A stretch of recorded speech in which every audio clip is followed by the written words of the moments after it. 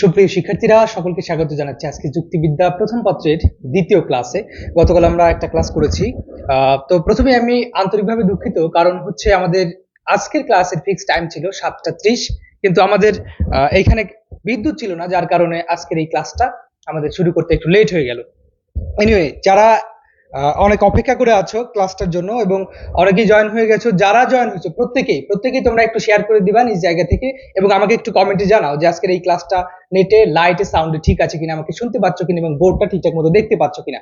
এবং যারা যুক্ত হয়েছো প্রত্যেকেই শেয়ার করে দিবা, শেয়ার করে স্ক্রিনশট নিয়ে আমাদের পেজের ইনবক্সে দিলে আজকের ক্লাসের পিডিএফটা পেয়ে যাবা। যারা শেয়ার করে স্ক্রিনশট নিয়ে আমাদের পেজে ইনবক্সে দিবা স্ক্রিনশটটা, তারাই মাত্র পিডিএফ পাবা, তাছাড়া কিন্তু বাকি কেউ পাবা না।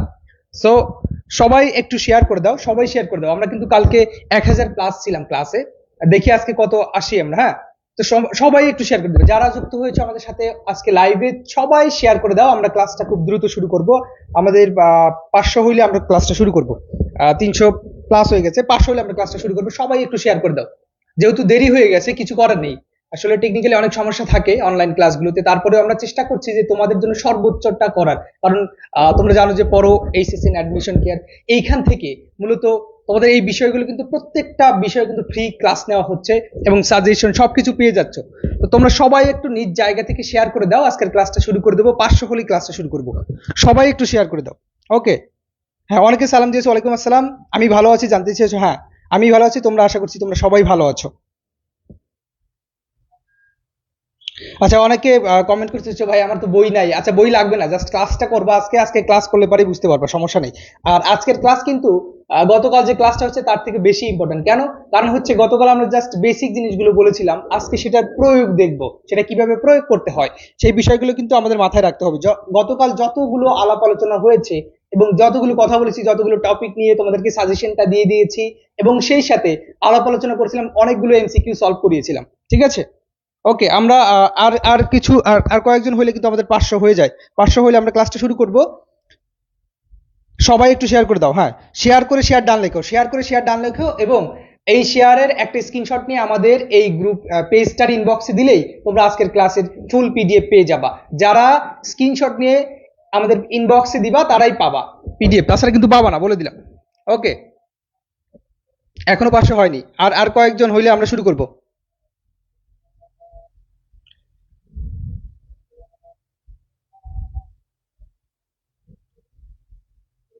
হ্যাঁ, সবাই শেয়ার করো, সবাই শেয়ার করে দাও।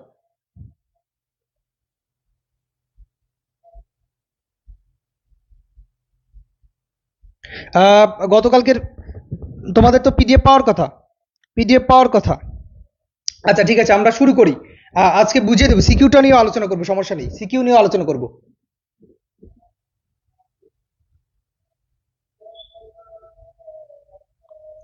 আচ্ছা, প্রথমত একটা কথা বলে নেই, সেটা হচ্ছে আজকে দুইটা পার্টে আলোচনা করব। আজকে এখানে 3টা চ্যাপ্টার আলোচনা করব টোটাল। এর মধ্যে আমরা দুইটা পার্টে আলোচনা করব, একই সাথে আলোচনা করব 5 এবং 6 অধ্যায়। কারণ হচ্ছে এই দুইটাই অনুমান সম্পর্কিত আলাপ আলোচনা, এবং লাস্টে আমরা ওইটা আরেকভাবে, মানে এইটা শেষ করে ওইটা আলোচনা করব। ঠিক আছে? এখন অনেক বলতেছে লজিক হার্ড, লজিক হার্ড। ঠিক আছে, এই ক্লাসটা মনোযোগ দিয়ে করো। তোমাদের যেহেতু সময় নেই, 10 তারিখে পরীক্ষা, কিছু করার নেই। যে যতটুকু জানো জাস্ট আজকে একটু ঝালাই করে নাও, যেগুলো সমস্যা আছে সেগুলো নিয়ে কথা বলবো, কোনো অসুবিধা নেই। তোমরা জাস্ট মনোযোগ দাও ক্লাসটাতে। আচ্ছা, এখন প্রথম কথা হচ্ছে যে এই পঞ্চম অধ্যায়, পঞ্চম অধ্যায় শেষ করে ষষ্ঠ অধ্যায় আলোচনা করব। এবং এই পঞ্চম অধ্যায় এই বিষয়টা হচ্ছে, আলোচনার বিষয় হচ্ছে অনুমান, যেটাকে ইংরেজিতে আমরা বলতে পারি ইনফারেন্স। এই ইনফারেন্স বলতে কি বোঝায়, গতকালকের ক্লাসে কিন্তু আমি এটা বলেছিলাম যে অনুমান বিষয়টা কি। আজকে আরেকটু বলে দেই। আমরা যখন একটা জ্ঞাত সত্য থেকে অজ্ঞাত সত্যের দিকে যাব, অর্থাৎ একটা জানা বিষয় থেকে অজানা বিষয়ের দিকে যাব, সেটাকে আমরা বলবো অনুমান। এখন অনুমান নিয়ে অনেক ধরনের উদাহরণ আছে, তোমরা অনেক এক্সাম্পল পেয়ে যাবা। সহজ করে যদি বলি, মনে করো যে তুমি রাস্তা দিয়ে হেঁটে যাচ্ছ। এখন পাশের একটা বাসায় তুমি দেখতে পাইলা যে ওইখান দিয়ে ধোঁয়া উঠতেছে। তখন তুমি মনে মনে কিন্তু অনুমান করবা যে এইখানে নিশ্চয়ই আগুন লেগেছে, আগুন লাগার কারণেই এই ধোঁয়াটা উঠছে। এখন মেইন ফ্যাক্টটা হচ্ছে, যখন তুমি দেখলা যে ধোঁয়া উঠতেছে, এই বিষয়টা হচ্ছে আমার জানা সত্য, তাহলে এখানে জানা সত্যের বিষয়টা হচ্ছে ধোঁয়া উঠতেছে। আর এই ধোঁয়াটা দেখে আমি অনুমান কি করলাম যে হয়তো এখানে আগুন লেগেছে, তখন আমি কিন্তু এটা একটা অনুমান করে ফেলেছি। এখন ওই যে কালকে একটা প্রশ্ন ছিল যে এটা কি অবধারণ নাকি অনুমান, অবধারণ কি অনুমান। যখন আমি একটা জিনিস পর্যবেক্ষণ করবে এবং সেটা সত্য হবে, সেটা অবধারণ, অবশ্যই অবধারণ হবে। কেন অবধারণ হবে? কারণ আমি দেখলাম যে আকাশে মেঘ করেছে, এটা তো আমি স্বচক্ষে দেখছি। এটা আমি যখন একদম আমার ইন্দ্রিয় দ্বারা প্রত্যক্ষণ করতে পারবো, তখন সেটাকে আমরা অবধারণ বলবো। ঠিক আছে? আচ্ছা, এখন ওইখান থেকে যখন আমরা একটা ইনফারেন্স করব, একটা আইডিয়া করব যে হ্যাঁ এটা হতে পারে, এটা হতে পারে, তখন কিন্তু সেটা অনুমান হয়ে যাবে। এটা নিয়ে গতকালকে কথা বলেছিলাম অলরেডি। এনিওয়ে, তাহলে এই অনুমান কাকে বলে এইটা তো তোমরা বুঝতে পেরেছো। এখন এর একটু ডিটেলস আলোচনা করি। দেখো, আমি কিন্তু সংজ্ঞাটা দিয়ে দিয়েছি, তারপরে তোমরা একটু বোর্ডে খেয়াল করো। দেখো এখানে বলা হয়েছে, একটু খেয়াল করলে দেখতে পাবা যে সহজভাবে যদি বলি, অনুমানের সংজ্ঞা যদি দেই, তাহলে বলা হবে যে কোনো জ্ঞান, এটা হবে জ্ঞাত। হ্যাঁ, কোনো জ্ঞাত, জ্ঞাত মানে জানা বিষয়, কোনো জ্ঞাত বিষয় থেকে অজ্ঞাত বিষয়ে যাওয়ার যে প্রক্রিয়া, অর্থাৎ জানা বিষয় থেকে অজানা বিষয়ে যাওয়ার যে একটা প্রক্রিয়া, প্রসেস, সেটাকেই আমরা বলবো অনুমান। এই হচ্ছে আমাদের অনুমানের সংজ্ঞা। এটা তোমরা সবাই জানো, যারা বই পড়েছো, এগুলো বিষয় ক্লিয়ার অনেক আগেই হয়ে গেছো। এখন আমরা একটু অনুমানের প্রকারভেদ নিয়ে আলোচনা করি। প্রথমত তোমাদেরকে জানতে হবে যে অনেকে প্রশ্ন করে যে যুক্তিবিদ্যা কত প্রকার, আবার অনুমান কত প্রকার। দেখো, দুইটাকে আসলে মানে এই দুইটা বিষয়কে আমরা দুইটা ভাগেই ভাগ করতে পারি, সেম ভাগ। কেমন? কারণ হচ্ছে এই অনুমানকে আমরা দুই ভাগে ভাগ করতে পারি, সেটা হচ্ছে অবরোহ অনুমান আর একটা আরোহ অনুমান। এবং যুক্তিবিদ্যাকেও আমরা দুইটা পার্টে বিভক্ত করতে পারি, একটা হচ্ছে আরোহ যুক্তিবিদ্যা আর একটা অবরোহ যুক্তিবিদ্যা। এই কথাটা কিন্তু তোমাদের ক্লিয়ার হইতে হবে, এখান থেকে কিন্তু প্রশ্ন আসে। ঠিক আছে? এই বিষয়টা তোমাদের ক্লিয়ার হইতে হবে, এখান থেকে অনেক প্রশ্ন আসছে। তাহলে অনুমানকে আমরা কয় ভাগে ভাগ করতে পারি? এখান থেকে কিন্তু একটা এমসিকিউ বা জ্ঞানমূলক প্রশ্ন আসতে পারে, তোমরা পেয়ে যাবে এখানে। তাহলে অনুমানকে আমরা কয় ভাগে ভাগ করতে পারি? উত্তর হচ্ছে দুই ভাগে। আমরা অনুমানকে দুই ভাগে ভাগ করতে পারি, একটা হচ্ছে অবরোহ অনুমান আর একটা হচ্ছে আরোহ অনুমান। এর পরের চ্যাপ্টারে আমরা যেটা পড়ব, এই অবরোহ অনুমানের আবার প্রকারভেদ আছে, এটাকে দুই ভাগে ভাগ করা যায়। একটা হচ্ছে কি অমাধ্যম অনুমান আর একটা হচ্ছে মাধ্যম অনুমান। বিষয়টা একটু খেয়াল করো। প্রথমে আমরা শিখলাম অনুমান, অনুমানকে দুই ভাগে ভাগ করতে পারি, একটা অবরোহ আর একটা আরোহ। আরোহ নিয়ে আজকে কথা বলবো না, আরোহ নিয়ে আমরা সেকেন্ড পার্টে পাবো এবং সপ্তম অধ্যায় কিছু পাবো, আরোহ অনুমান এবং আরোহ অনুমানের ভিত্তি, এইটা পাবো। কিন্তু এখন আপাতত আমরা কথা বলবো অবরোহ অনুমান নিয়ে। অবরোহ অনুমানকে দুই ভাগে ভাগ করতে পারি, একটা হচ্ছে মাধ্যম অনুমান আর একটা অমাধ্যম অনুমান। এটা যখন আমি 6 চ্যাপ্টার আলোচনা করব, তখন এইটার আবার ডিটেলস তোমাদেরকে পড়িয়ে দেবো। জাস্ট এখন এতটুকু জানো যে অমাধ্যম অনুমান আর হচ্ছে মাধ্যম অনুমান, এটা জানলা। এরপরে আসো, এখন আমাদের জানতে হবে যে অবরোহ অনুমান কাকে বলে। গত ক্লাসে আমি এটা নিয়ে আলোচনা করছিলাম, আরোহ অনুমান কাকে বলে, অবরোহ অনুমান কাকে বলে। আবার একটু বলে দেই, সেটা হচ্ছে যখন যখন একটা সার্বিক আশ্রয় বাক্য থেকে, যখন একটা সার্বিক আশ্রয় বাক্য থেকে আমরা একটা বিশেষ সিদ্ধান্ত গ্রহণ করব, তখন সেটাকে আমরা বলবো অবরোহ অনুমান। আমি আবার বলছি, যখন আমরা একটা সার্বিক আশ্রয় বাক্য থেকে একটা বিশেষ সিদ্ধান্তে যাব, তখন সেটাকে বলবো অবরোহ অনুমান। বিষয়টা কেমন একটু খেয়াল করো। এখানে একটা আশ্রয় বাক্য আমি নিলাম, এখানে বলা হয়েছে সকল মানুষ হয় মরণশীল। আচ্ছা, একটু খেয়াল করবা, এই যে সকল কথাটা এখানে উল্লেখ আছে, সকল কথাটা, এই সকল দ্বারা বোঝাচ্ছে কি সার্বিক, মানে সবাইকে বোঝাচ্ছে। এটা কি সকলকে কিন্তু অন্তর্ভুক্ত করছে। এই সার্বিক একটা আশ্রয় বাক্য থেকে আমরা কি করব, এই যে এখানে একটা সিদ্ধান্ত আসছে, তবে এখানে একটা সিদ্ধান্ত আসছে, তবে একটা কথা আছে, সেটা হচ্ছে এই একটা মাঝখানে মাধ্যম আছে। তাহলে এটাকে আমরা কি বলবো? এটা কিন্তু অবশ্যই মাধ্যম অনুমান, কারণ মাঝখানে যখন একটা থাকবে, অর্থাৎ দুইটা আশ্রয় বাক্য থেকে যখন, দুই বা ততোধিক আশ্রয় বাক্য থেকে যখন একটা সিদ্ধান্ত আসবে, তখন সেটাকে আমরা বলবো মাধ্যম অনুমান। মাধ্যম মানে হচ্ছে মেডিয়েট, মেডিয়েট ইনফারেন্স এটাকে বলা হয় ইংরেজিতে। মেডিয়েট মানে হচ্ছে মাধ্যম। যেমন মনে করো যে ওই ছেলে মেয়ের বিয়ের ক্ষেত্রে মাঝখানে মাধ্যম হিসেবে কাজ করে হচ্ছে একটা ঘটক। আবার অনেকে দেখবা যে তোমাদের ক্লাসমেট যারা আছে, যে রিলেশনশিপ তোমরা যেটা ভালো বুঝো, দেখবা যে কোনো একটা ফ্রেন্ডের দ্বারা একটা ছেলে বা মেয়েকে অ্যাপ্রোচ করছে বা তার সাথে একটা রিলেশনশিপে যাচ্ছে, তার মানে একটা মাধ্যম হিসেবে কাজ করছে। এইখানে এই মাঝখানের যে আমাদের আশ্রয় বাক্যটা আছে, এটা হচ্ছে একটা মাধ্যম হিসেবে এখানে কাজ করছে, যার কারণে এই এই পুরো অনুমানটাকে আমরা কি বলতে পারি, একটা মাধ্যম অনুমান। আচ্ছা, তাহলে এখানে আমাদের মূল বিষয় ছিল অবরোহ অনুমান কাকে বলে। আমি বলেছি একটা সার্বিক আশ্রয় বাক্য থাকবে। এখানে বলেছে সকল মানুষ হয় মরণশীল। এরপর মাধ্যমে কি আসলে যে রহিম হয় একজন মানুষ, ওকে ফাইন। এখন আমরা সিদ্ধান্ত নিব অতএব রহিম হয় মরণশীল। এখন দেখো তো, রহিম কি একজন নাকি অনেকজন? এই সকল মানুষ বেশি নাকি রহিম বেশি? অবশ্যই সকল মানুষ বেশি। সকল মানুষের মধ্যে একজন হচ্ছে রহিম। তার মানে আশ্রয় বাক্য থাকবে হচ্ছে কি, আশ্রয় বাক্য থাকবে ব্যাপক, আশ্রয় বাক্য থাকবে ব্যাপক, সিদ্ধান্ত থেকে আশ্রয় বাক্য হবে ব্যাপক। তাহলে কথাটা কি বুঝতে পেরেছো? যদি তোমরা একটু বুঝো, একটু একটু কমেন্টে জানাও যে তোমরা এইটা বুঝতে পেরেছো কিনা। অবরোহ অনুমান, অনুমান কাকে বলে, অনুমানের প্রকারভেদ এবং অবরোহ অনুমান কাকে বলে, এটা তোমরা বুঝতে পেরেছো কিনা একটুখানি কমেন্টে জানাও, একটু কমেন্টে জানাও, একটু দ্রুত কমেন্টে জানিয়ে দাও তোমরা সবাই, একটু দ্রুত জানাও, একটু দ্রুত জানাও। হ্যাঁ, সবাই একটু কমেন্টে জানিয়ে দাও। ওকে, আচ্ছা। কেউ একজন কমেন্ট করছে বুঝো না, ঠিক আছে, আমি আবার আবার আমি রিপিট করছি।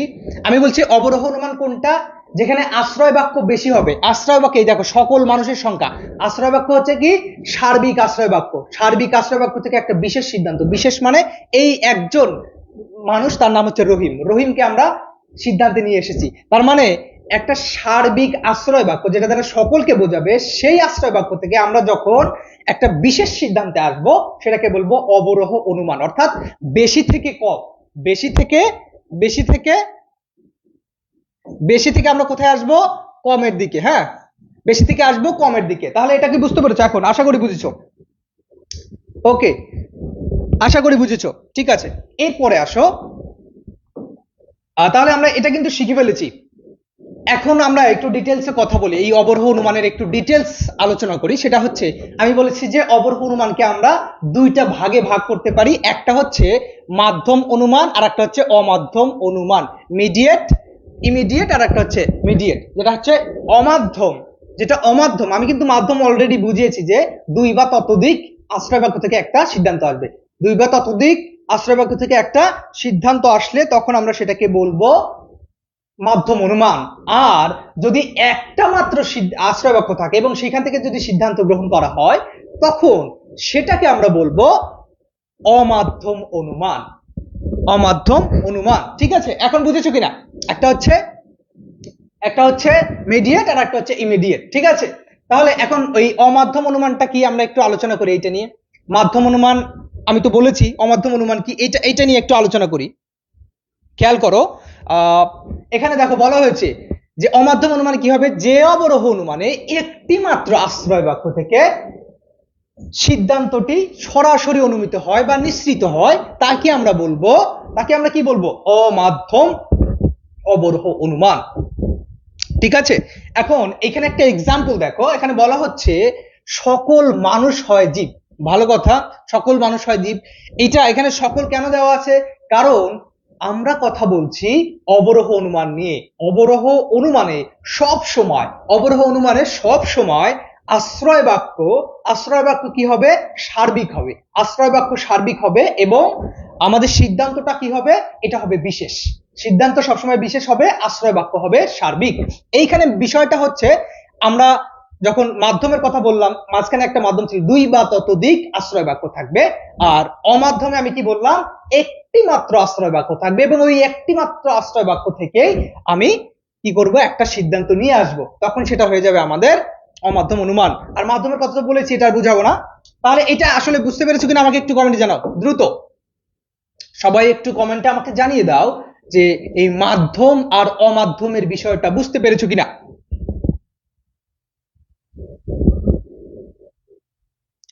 এখন বুঝছো কিনা?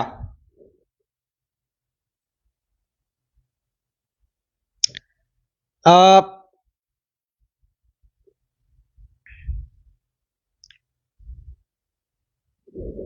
এটা এটা কি বুঝতে পারছো? আমাকে একটু কমেন্টে জানাও। নেটের তো সমস্যা থাকার কথা না। নেটে সমস্যা থাকার কথা না, আমাকে একটু কমেন্টে তোমরা একটু দ্রুত জানিয়ে দাও যে এই মাধ্যম আর অমাধ্যম বিষয়টা বুঝেছো কিনা। অবরোহ অনুমানে অবরোহ অনুমানকে আমরা দুইটা ভাগে ভাগ করলাম, একটা হচ্ছে কি অমাধ্যম আর একটা মাধ্যম, একটা অমাধ্যম আর একটা মাধ্যম। এখন এইটা বুঝেছো কিনা একটু একটু ক্লিয়ার করো। ওকে, ওকে, হ্যাঁ, আহ, হ্যাঁ, অনেকে বুঝেছো, ঠিক আছে, তাহলে আমরা এটা আর একটুখানি আলাপ আলোচনা করি। তাহলে অমাধ্যম মাধ্যম বুঝেছো, এটা নিয়ে আর বেশি ইয়ে করছি না, এরপরে যাচ্ছি আমরা।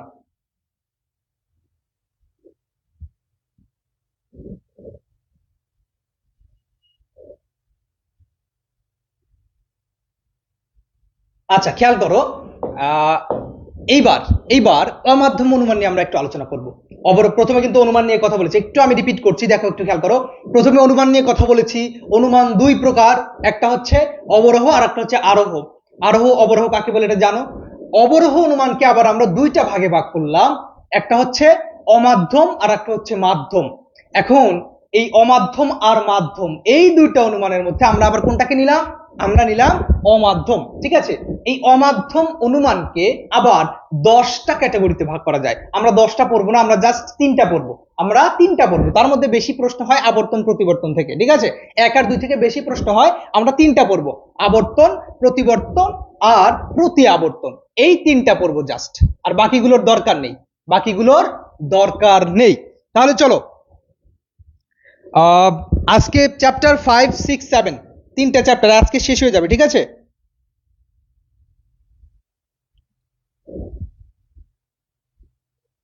হ্যাঁ, লজিকে মুখস্থ করার কিছু নাই, জাস্ট বুঝে বুঝে পড়লেই, বুঝে বুঝে পড়লেই হয়ে যাবে, এটা বুঝার বিষয়, এটা মুখস্থ করার কোনো বিষয় নাই।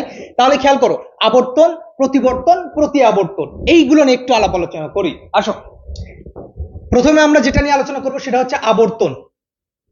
একটু খেয়াল করো, এখানে বলা হচ্ছে, এখানে আবর্তনটা কাকে বলে একটু খেয়াল করো। দেখো এখানে আমাদের 4টা নিয়ম পড়বো, আগে একটু বলে নি যে এই আবর্তন বিষয়টা কি। আবর্তন বিষয়টা হচ্ছে যে অমাধ্যম অবরোহ অনুমানে, যে অমাধ্যম অবরোহ অনুমানে কি করা হবে, বিধিসঙ্গত ভাবে কোনো আশ্রয় বাক্যের, কোনো আশ্রয় বাক্যের উদ্দেশ্যের স্থলে তার বিধায়কে আর বিধায়ের স্থলে তার উদ্দেশ্যকে গ্রহণ করে সিদ্ধান্ত নিশ্চিত হয়, তখন আমরা সেটাকে বলবো আবর্তন। ওই যে তোমরা ভয়েস চেঞ্জ পড়েছো না, অ্যাক্টিভ থেকে যখন প্যাসিভে যায় তখন কি করা হয়, সাবজেক্ট গিয়ে অবজেক্ট হয়ে যায় আর অবজেক্ট এসে সাবজেক্ট হয়। এই বিষয়টা তো তোমরা সবাই জানো। তাই এই যারা ভয়েস জানো, ভয়েস পড়েছো, ভয়েস চেঞ্জ যারা ক্লিয়ার আছো, তারা এই বিষয়টাকে খুব সহজেই বুঝতে পারবা। এখানে কি করা হবে, উদ্দেশ্যের জায়গায় বিধায় এবং বিধায়ের জায়গায় উদ্দেশ্যকে নিয়ে আমরা কি করব, সিদ্ধান্ত টানবো। তখন আমরা এইটা ক্লিয়ার হয়ে যাব, ঠিক আছে। হ্যাঁ, ওকে, তাহলে এখন দেখো এখানে একটা এক্সাম্পল দেওয়া আছে, সকল মানুষ হয় মরণশীল প্রাণী।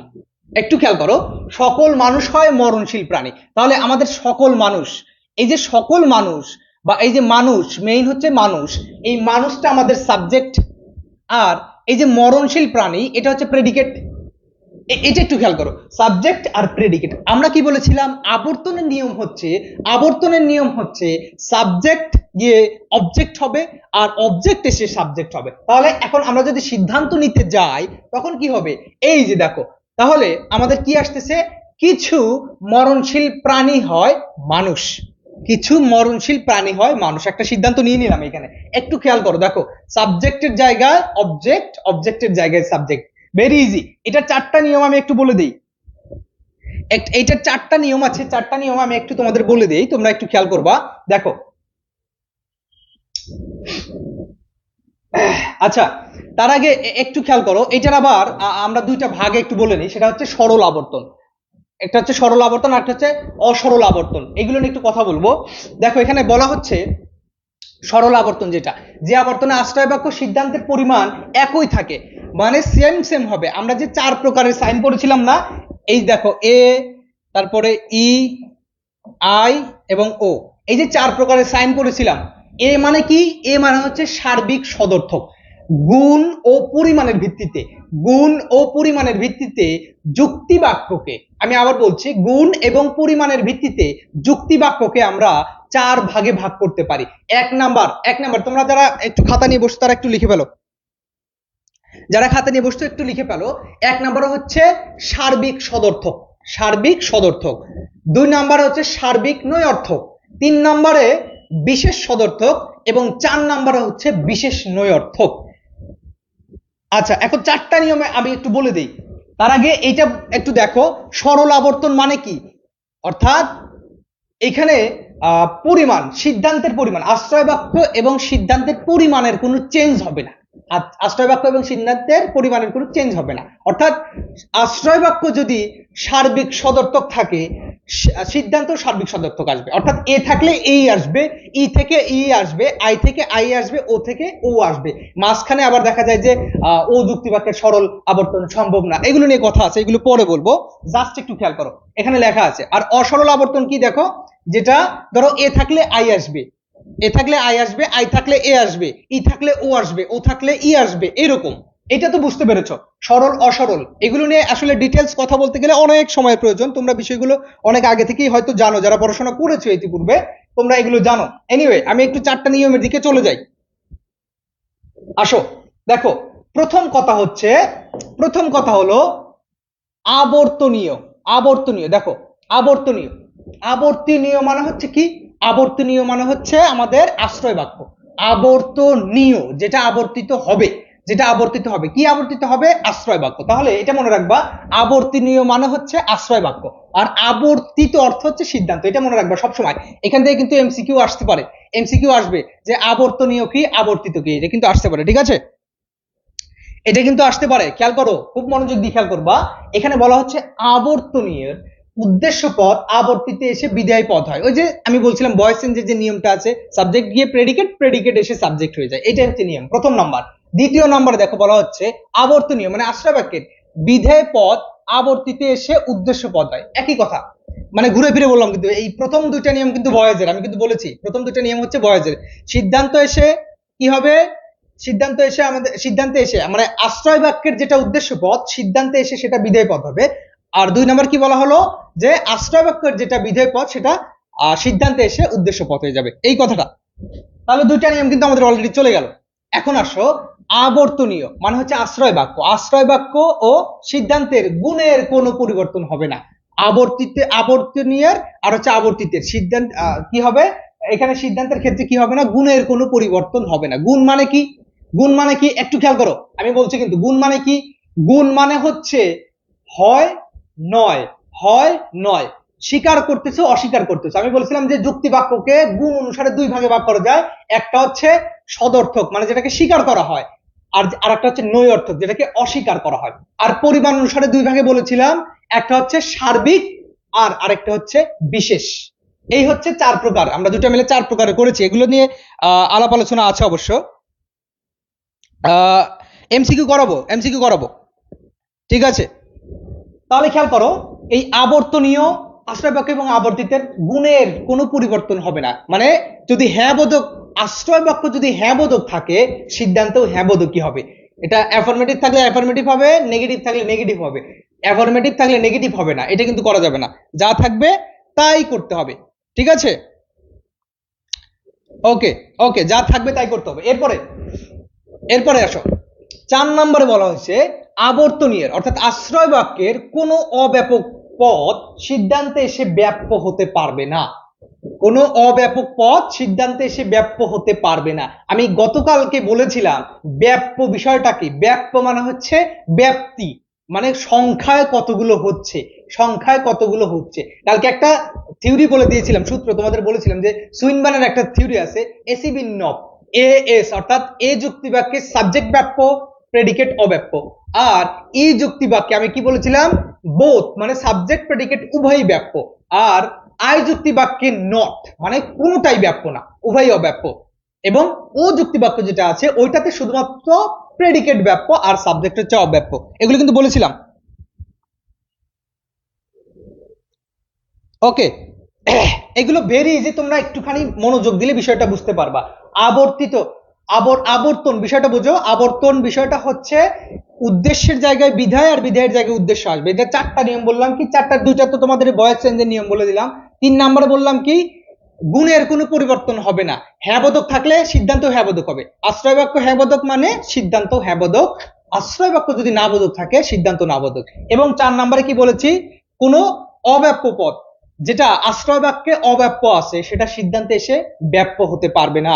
এই ব্যাপ্য অব্যাপ্য এই বেসিক টার্মগুলো যদি তোমরা কেউ না জানো তাহলে এটা তোমাদের কাছে মাথা ঘুলাই লাগবে। তারপরে কিন্তু আমি বলে দিছি ব্যাপ্য আর অব্যাপ্য বিষয়টা কি, ব্যাপ্য এবং অব্যাপ্য বিষয়টাকে আমি কিন্তু বলে দিয়েছি, সংখ্যায় বেশি এক্সাম্পলও দিয়েছিলাম মনে হয় যে দেখো এরপরে এরপরে আমরা একটুখানি প্র্যাকটিক্যালি করার চেষ্টা করি। প্র্যাকটিক্যালি করলে পরে বিষয়টা আমরা বুঝতে পারবো। এই দুই প্রকারের কথা তো আমি অলরেডি বলে দিয়েছি, সরল অসরল এটা তো বলে দিয়েছি। এখন এই যুক্তি বাক্যগুলোর একটু আবর্তন দেখার চেষ্টা করি, এই যুক্তি বাক্যগুলো কিভাবে আবর্তিত হচ্ছে এগুলো একটু দেখার চেষ্টা করি। আসো এই যুক্তি বাক্যগুলো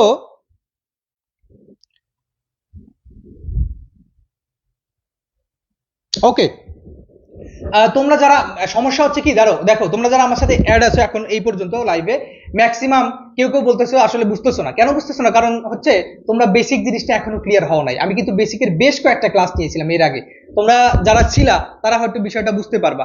এখন কথা হচ্ছে যে এই প্রত্যেকটা বিষয় কিন্তু তোমাদেরকে যদি বুঝাইতে যায় একদম ডিটেলস, যারা কিছুই জানো না তাদের ক্ষেত্রে একটু সময় লাগবে, আর যারা পড়েছো আমি আশা করছি তারা ভালো করবে এবং বুঝতে পারবা খুব সহজেই। ঠিক আছে, ওকে। তাহলে একটু খেয়াল করো, এই আবর্তনের ক্ষেত্রে আমরা একটু দেখবো যে এ ই আই ও এই 4 প্রকারের যে যুক্তি বাক্য আছে এদের আবর্তনটা কিরকম হয়। দেখো প্রথম কথা হচ্ছে সকল মানুষ হয় মরণশীল।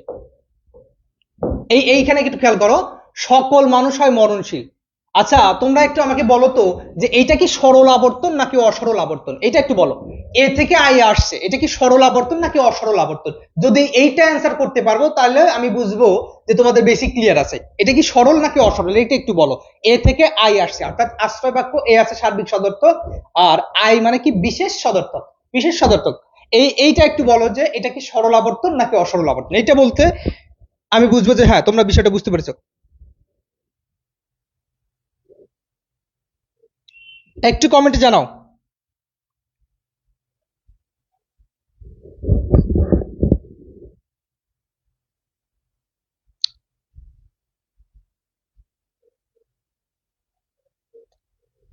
ওকে, মালিহা, মালিহা তুমি বলেছো অসরল, ঠিক আছে, ঠিক আছে। আমি বলেছিলাম যে সরল আবর্তনটা কি, সরল মানে সোজাসুজি। এ থাকলে যদি এ আশ্রয় বাক্য থাকে এ থেকে সিদ্ধান্ত এই আসবে, আই থাকলে আই থেকে সিদ্ধান্ত কি আসবে, আই আসবে। ই থাকলে ই থেকে কি হবে, সিদ্ধান্ত ই আসবে। আর এইগুলো হচ্ছে সরল, এ থেকে এ আসবে, ই থেকে ই আসবে, আই থেকে আই আসবে, ও থেকে ওই আসবে, এগুলো হচ্ছে সরল। আর এখানে তো এ থেকে আসছে কি আই, তার মানে কি এটা অসরল। এটা তো আমি বুঝাইলাম, যারা যারা অসরল বলছো তারা তারা এটা বুঝতে পারছো। হ্যাঁ অসরল, রাইট, অসরল এইগুলো কিন্তু প্রশ্নে আসবে ঘুরে ফিরে। তাহলে এখানে আমরা এই যুক্তি বাক্যের ক্ষেত্রে দেখলাম যে এ থেকে কি আসে, এ থেকে এরপর একটা চার্ট দিব, একটা চার্ট একটা টেবিল আছে, টেবিলটা দেখলে তোমরা খুব সহজেই বিষয়টা বুঝতে পারবা। তাহলে এ থেকে আসবে আই, আমি বললাম সকল মানুষ হয় মরণশীল, সকল মানুষ হয় মরণশীল। এখন একটু খেয়াল করো, এখানে একটা খেয়াল করার বিষয় আছে, সেটা হচ্ছে সকল মানুষ হয় মরণশীল, সাবজেক্ট হচ্ছে মানুষ আর মরণশীল হচ্ছে আমাদের অবজেক্ট, মরণশীল হচ্ছে প্রেডিকেট, ঠিক আছে, অবজেক্ট বা প্রেডিকেট যেটাই বলো। এখন এইটা কিন্তু আমাদের সাবজেক্টে চলে আসবে, তাহলে আমরা কি করব, কিছু মরণশীল জীব হয় মানুষ, কিছু মরণশীল জীব হয় মানুষ। এ থাকলে আই করবা, এ থাকলে আই করবা, এ থাকলে আই করবা, আই থাকলে এ করবা, এগুলো মনে রাখতে হবে, ঠিক আছে। অসরলে, অসরলে এটা হবে। আচ্ছা ইতে দেখো, এবার সরল, এই দেখো ই থেকে ই আসছে, কোনো মানুষ নয় পশু, কোনো মানুষ নয় পশু। এটা দেখো এখানে, এখানেও নয় আছে, এখানেও নয় আছে, তার মানে কি গুণের কোনো পরিবর্তন হচ্ছে না। এখানেও হয় আছে, এখানেও হয় আছে, গুণের কোনো পরিবর্তন হয় নাই, গুণের কোনো পরিবর্তন হয় নাই। আবার বলেছিলাম কি 4 নাম্বার নিয়মে উদ্দেশ্য অর্থাৎ আমাদের আশ্রয় বাক্য যেটা আছে ওই আশ্রয় বাক্যের কোনো অব্যাপ্য পদ, কোনো অব্যাপ্য পদ আমাদের সিদ্ধান্তে এসে কিন্তু ব্যাপ্য হতে পারবে না। তাহলে আমরা কি জানি, আমরা জানি যে এখানে কি হয়েছে, আইতে, আইতে হচ্ছে নট, আমরা পড়েছিলাম কি আইতে নট, আইতে নট মানে কোনোটাই ব্যাপ্য না। এখানে দেখো তো এ যুক্তি বাক্যের সাবজেক্ট ব্যাপ্য, প্রেডিকেট হচ্ছে অব্যাপ্য। এখন এই অব্যাপ্য পদ কি এখানে এসে ব্যাপ্য হয়েছে নাকি অব্যাপ্যই রয়ে গেছে? যেহেতু আইতে উভয়ই নট, মানে কোনোটাই ব্যাপ্য না, তার মানে কি এটা অব্যাপ্য, এখানে অব্যাপ্য ছিল এখানেও অব্যাপ্য আছে, তাহলে বিষয়টা তো ক্লিয়ার হয়ে গেছে, বিষয়টা তো ক্লিয়ার হয়ে গেছে। আচ্ছা ঠিক আছে, অনেকের কাছে এই ক্লাস রকেট সায়েন্স মনে হইতে পারে, কারণ যাদের বেসিক ক্লিয়ার নাই তারা এই বিষয়টা খুব সহজে ধরতে পারবে না, তবে যারা পড়েছো তারা তারা খুব সহজে বুঝতে পারবা, তারা খুব সহজেই বুঝতে পারবা। ওকে, তাহলে আমরা এটা একটু বললাম, হ্যাঁ ই থেকে ই আসলো, একটু টেবিলটা খেয়াল করো তাহলে বুঝতে পারবা। এইখানে একটা চার্ট আছে, একটা চার্ট দেখলে তোমরা বুঝতে পারবা। এই যে এইটা একটু খেয়াল করো। আচ্ছা, আবর্তনের চার্টটা ওকে।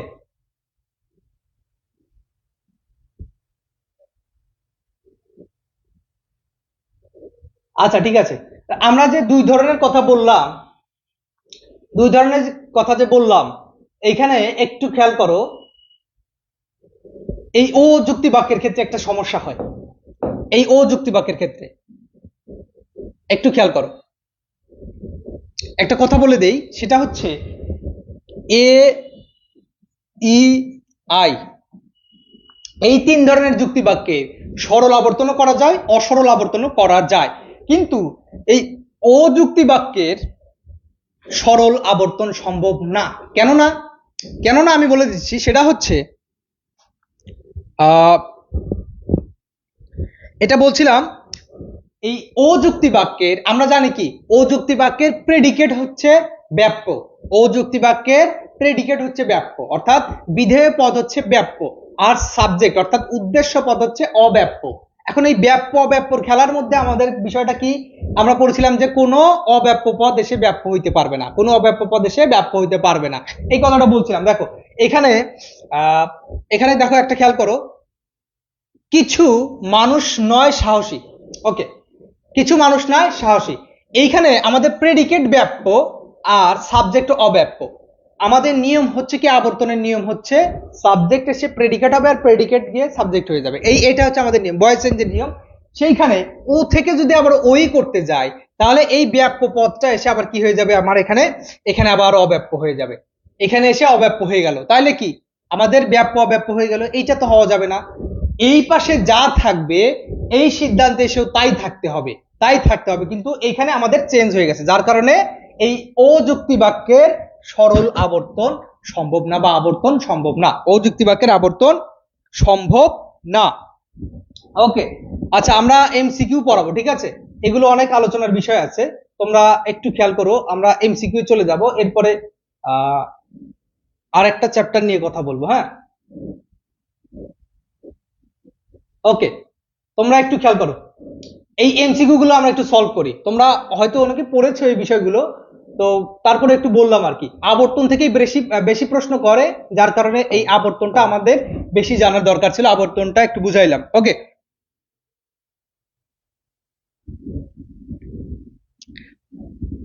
আচ্ছা এখন এক নাম্বার একটু অ্যান্সার করো। একজন বলেছে ব্যাপ্য আর অব্যাপ্যকে একটু বুঝাই দিতে, ওকে ঠিক আছে, ব্যাপ্য আর বিষয়টা কি আর অব্যাপ্য বিষয়টা কি, দেখো যদি আমি বলি যে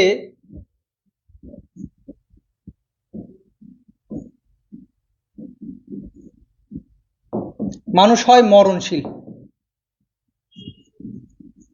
আচ্ছা মানুষ হয় মরণশীল, এই যে সকল মানুষ, এটা যদি সকল দিই, হ্যাঁ সকল মানুষ হয় মরণশীল, ওকে, এখন এই সকল মানুষ, এই যে মানুষ পদটা হচ্ছে সাবজেক্ট, এটা হচ্ছে আমাদের এ যুক্তি বাক্য অর্থাৎ সার্বিক সদর্থক, সকল কথা আছে এটা সার্বিক, আর হয় আছে মানে স্বীকার করে নিচ্ছে এটা হচ্ছে সদর্থক। এখন এখানে বলা হচ্ছে যে এ যুক্তি বাক্যে সাবজেক্ট ব্যাপ্য, সাবজেক্ট ব্যাপ্য, আর এইটা হচ্ছে অব্যাপ্য। অব্যাপ্য বিষয়টা কি, অব্যাপ্য বিষয়টা কি, দেখো এই যে সাবজেক্ট মানুষ, এখন মানুষ কথাটির সাথে মননশীল কথাটা কি, কিভাবে রিলেট করতেছো বলো তো, কিভাবে রিলেট করতেছো? আচ্ছা, আমি যদি একটু বলি যে এইখানে মানুষ আর মরণশীল, মানুষ আর মরণশীল, এদের মধ্যে সংখ্যাগত দিক যদি বিবেচনা করো, সংখ্যাগত দিক বিবেচনা করলে এখন মানুষ তো মরবে, আর মরণশীল শুধু কি মানুষই মরবে, অন্য কেউ মরবে না? অবশ্যই অন্যরা মরবে। এই বিষয়টা খেয়াল করলে তো তোমরা বুঝতে পারবা যে মানুষটা হচ্ছে ব্যাপ্য, মানে এইটা ব্যাপনার দিক বেশি, ব্যাপনার দিক বেশি, আর এটা ব্যাপনার দিক কম। এই কথাটা বুঝলে তোমরা বিষয়টা ক্লিয়ার হয়ে যাবে। আচ্ছা, আমরা এমসিকিউ সলভ করতেছিলাম, তোমরা একটু এমসিকিউ অ্যান্সারটা করো, এটা একটু অ্যান্সার করো। একে তোমরা কি বলেছো দেখি, সবাই একটু অ্যান্সার করো। একে এ বলেছো,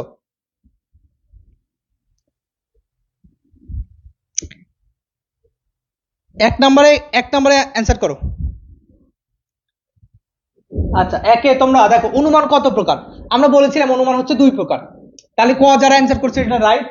আচ্ছা, দুই নম্বরে দেখো অনুমান নির্ভর করে কিসের উপরে, অনুমান কিসের উপর নির্ভর করে বলতো, পর্যবেক্ষণকৃত বিষয়ের উপরে, মানসিক অবস্থার উপরে, নাকি যুক্তির আকারের উপরে, কোনটার উপরে বলতো? এই তিনটার মধ্যে কোনটা হবে? দুই নম্বরে একটু অ্যান্সার করো দ্রুত।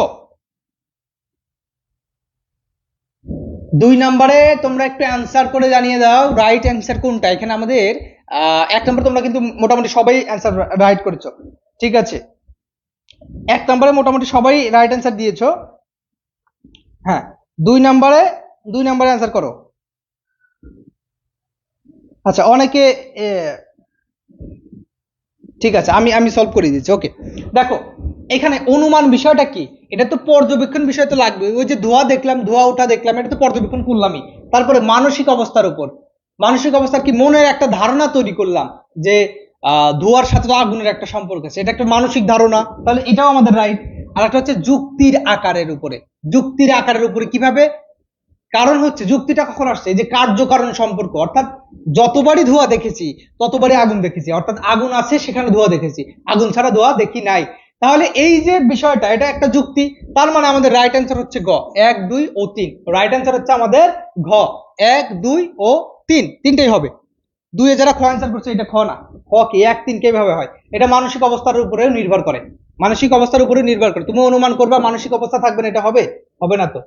আচ্ছা, একটু এই উদ্দীপকটা পড়ো এবং এই প্রশ্নটার একটু উত্তর দাও। দেখো এখানে কি বলেছে, রনি হয় দ্বিপদী, অর্থাৎ দুই পা, জনি হয় দ্বিপদী, মলি হয় দ্বিপদী, মিন্টু হয় দ্বিপদী, অতএব সকল মানুষ হয় দ্বিপদী। এই উদ্দীপক দ্বারা কোন ধরনের অনুমানকে নির্দেশ করে? অবরোহ, আরোহ, অমাধ্যম, সহানুমান, কোনটা বলো তো, একটু দ্রুত বলো। তিন নম্বরের অ্যান্সার করো সবাই, তিন নম্বরের রাইট অ্যান্সার কোনটা একটু কমেন্টে জানিয়ে দাও, তিন নম্বরের রাইট অ্যান্সার কোনটা, দ্রুত তোমরা সবাই একটু দ্রুত জানিয়ে দাও তিন নম্বরের রাইট অ্যান্সার কোনটা, আমাদের তিন নম্বরের রাইট অ্যান্সার কোনটা, একটু দ্রুত জানিয়ে দাও।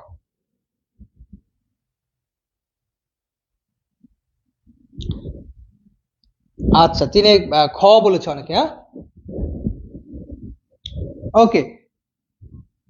আচ্ছা, তিনে আমি সলভ করে দিচ্ছি। দেখো এইখানে এটা একটা আশ্রয় বাক্য, এটা একটা আশ্রয় বাক্য, এটা একটা আশ্রয় বাক্য, এটা একটা আশ্রয় বাক্য। দেখো রনি হয় দ্বিপদী, জনি হয় দ্বিপদী, মানে প্রত্যেকটা কিন্তু বিশেষ আশ্রয় বাক্য, প্রত্যেকটা কি, বিশেষ আশ্রয় বাক্য, প্রত্যেকটা বিশেষ আশ্রয় বাক্য। আর এইখানে সিদ্ধান্তটা হচ্ছে কি, সকল মানে হচ্ছে সার্বিক, সকল মানে হচ্ছে সার্বিক, তার মানে বিশেষ বিশেষ আশ্রয় বাক্য থেকে যখন একটা সার্বিক সিদ্ধান্ত গ্রহণ করব, তখন সেটাকে আমরা বলি আরোহ অনুমান। তার মানে কি, কম থেকে বেশিতে চলে গেলাম, কম থেকে বেশিতে চলে গেলাম, এটা হচ্ছে আমাদের আরোহ অনুমান। রাইট অ্যান্সার হচ্ছে খ। এরপরে চার নাম্বারে কি বলেছে দেখো তো, চার নাম্বারে কি বলা হয়েছে, চার নাম্বারে বলছে যে আরোহ পদ্ধতিতে কিভাবে সিদ্ধান্ত টানা হয়। এই আরোহ পদ্ধতিতে আমরা কিভাবে সিদ্ধান্ত টানবো, দুটি আশ্রয় বাক্য থেকে, তিনটি আশ্রয় বাক্য থেকে, কয়েকটি বিশেষ দৃষ্টান্ত থেকে, নাকি একটি সার্বিক দৃষ্টান্ত থেকে, বলতো এটা কি হবে? অবরোহ অনুমানে, এটা একটু বলো, একটু দ্রুত বলো সবাই, একটু দ্রুত বলো। এই চার নম্বর বলো, অবরোহ পদ্ধতিতে কিভাবে সিদ্ধান্ত টানা হয়, দুটি আশ্রয় বাক্য থেকে, তিনটি আশ্রয় বাক্য থেকে, কয়েকটি বিশেষ দৃষ্টান্ত থেকে, নাকি একটি সার্বিক দৃষ্টান্ত থেকে, এটা একটু বলো। চার নাম্বার, চার নাম্বার দ্রুত। ওকে, চার নাম্বার আমি সলভ করে দিচ্ছি। আমি বলেছিলাম যে একটা সার্বিক আশ্রয় বাক্য থেকে যখন একটা বিশেষ সিদ্ধান্ত আসে, তখন সেটাকে আমরা অবরোহ অনুমান বলি। যেহেতু অবরোহ অনুমান, তখন আমাদের কি হবে, একটি সার্বিক দৃষ্টান্ত থেকে। এই রাইট অ্যান্সার হচ্ছে ঘ, রাইট অ্যান্সার হচ্ছে ঘ। এরপরে পাঁচ নাম্বার একটু দ্রুত অ্যান্সার করে জানিয়ে দাও, অবরোহ অনুমানের লক্ষ্য কি, অবরোহ অনুমান কি চায়, কি করতে চায়, তার অ্যাক্টিভিটিসটা কি, অবরোহ অনুমান কি করবে। ওকে, একটু দ্রুত জানাও, তারপরে কমেন্টে তোমাদের না দেখলে ভালো লাগে না, আসলে তোমরা আমার সাথে আছো কিনা এটা বুঝে যায় না, আমি একা একা আলাপ পারলে তো বিষয়টা কেমন হয়, তাই না? তোমরা একটু কমেন্টে করো, কমেন্টে জানাও যে আসলে রাইট অ্যান্সার কোনটা। আমি তো সলভ করেই দিচ্ছি, কোনো সমস্যা নেই। আর যেটা বুঝবা না, যে এমসিকিউ ধরো কেউ বুঝতেছো না, কমেন্টে জানাইতে পারো, আমি কিন্তু সেটা ব্যাখ্যা সহ বলে দিব, সমস্যা নেই। ওকে, তাহলে 4 নাম্বার কি? অবরোহ অনুমানের মূল লক্ষ্য হচ্ছে কি? আকারগত সত্যতা লাভ করা। আকারগত সত্যতা লাভ, অনুমানগত সত্যতা না, প্রমাণগত না, বস্তুগত না। প্রমাণ হইলো কি না হইলো এটা আমার দেখার বিষয় না, আকারগত সত্যতা লাভ করলে আমাদের হচ্ছে অবরোহ অনুমানের মূল লক্ষ্য। আকারগত সত্যতা, আকারগত কেমন? মনে করো এ সমান সমান বি, বি সমান সমান সি, অতএব এ সমান সমান সি। এটা একটা আকার। আদৌ এ সমান বি কিনা এটা আমাদের প্রমাণ, পর্যবেক্ষণ, অনুমান কিচ্ছু করার দরকার নেই, জাস্ট এটা একটা ফরম্যাটে ফেলেছি। এই ফরম্যাটটা মানেই হচ্ছে আমাদের অবরোহ অনুমান। কথা বুঝছো কিনা? ক্লিয়ার? তার মানে রাইট অ্যান্সার হচ্ছে আমাদের আকারগত সত্যতা। আচ্ছা, এরপরে এরপরে 6 নাম্বার দেখো, 6 নাম্বারে কি বলা হয়েছে? অনুমান হয়। অনুমান কি? মানসিক প্রক্রিয়া, শ্রেণীকরণ প্রক্রিয়া, শারীরিক প্রক্রিয়া। বলো তো কোনটা হবে? এই 6 নাম্বার একটু দ্রুত অ্যান্সার করো সবাই। অনুমান কি ধরনের প্রক্রিয়া? সবাই একটু 6 নাম্বার অ্যান্সার করো। অনুমান কি ধরনের প্রক্রিয়া বলো তো? 6, হ্যাঁ 6, ঠিক আছে। 6 আমরা এগুলো পড়েছি যে অনুমান হচ্ছে একটা মানসিক প্রক্রিয়া, তার মানে রাইট অ্যান্সার হচ্ছে এই ক। রাইট অ্যান্সার হচ্ছে ক। অনুমান একটা মানসিক প্রক্রিয়া, এটা পুরোপুরি মেন্টালি একটা সিস্টেম, ঠিক আছে? ওকে, এরপরে আসো। আচ্ছা, এইটা একটু খেয়াল করো, এখানে কি বলা হচ্ছে যে অবরোহ অনুমানে, একটু খেয়াল করবা, এই আরোহ অবরোহ কিন্তু তোমরা ভুল করো। অবরোহ অনুমানে, অবরোহ মানে কি? সার্বিক আশ্রয়বাক্য থেকে একটা বিশেষ সিদ্ধান্ত, মানে বেশি থেকে কমে আসা। এই অবরোহ অনুমানের সিদ্ধান্ত সব সময় আশ্রয়বাক্য থেকে কি হবে? বেশি ব্যাপক, সমান ব্যাপক, নাকি কম ব্যাপক? বলো তো কোনটা হবে? বলো, এখানে অ্যান্সার দিয়ে দাও। 7 নম্বর বলো, অবরোহ অনুমানের সিদ্ধান্ত সব সময় আশ্রয়বাক্য থেকে কি হবে? বেশি ব্যাপক হবে, কম ব্যাপক হবে, নাকি সমান হবে? বলো তো। আচ্ছা, দ্রুত সবাই একটু দ্রুত অ্যান্সার করো।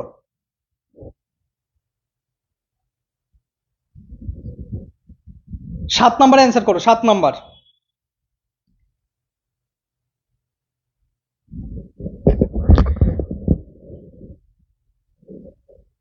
ওকে, হ্যাঁ, অনেকে অনেকে অ্যান্সার করছো, ঠিক আছে।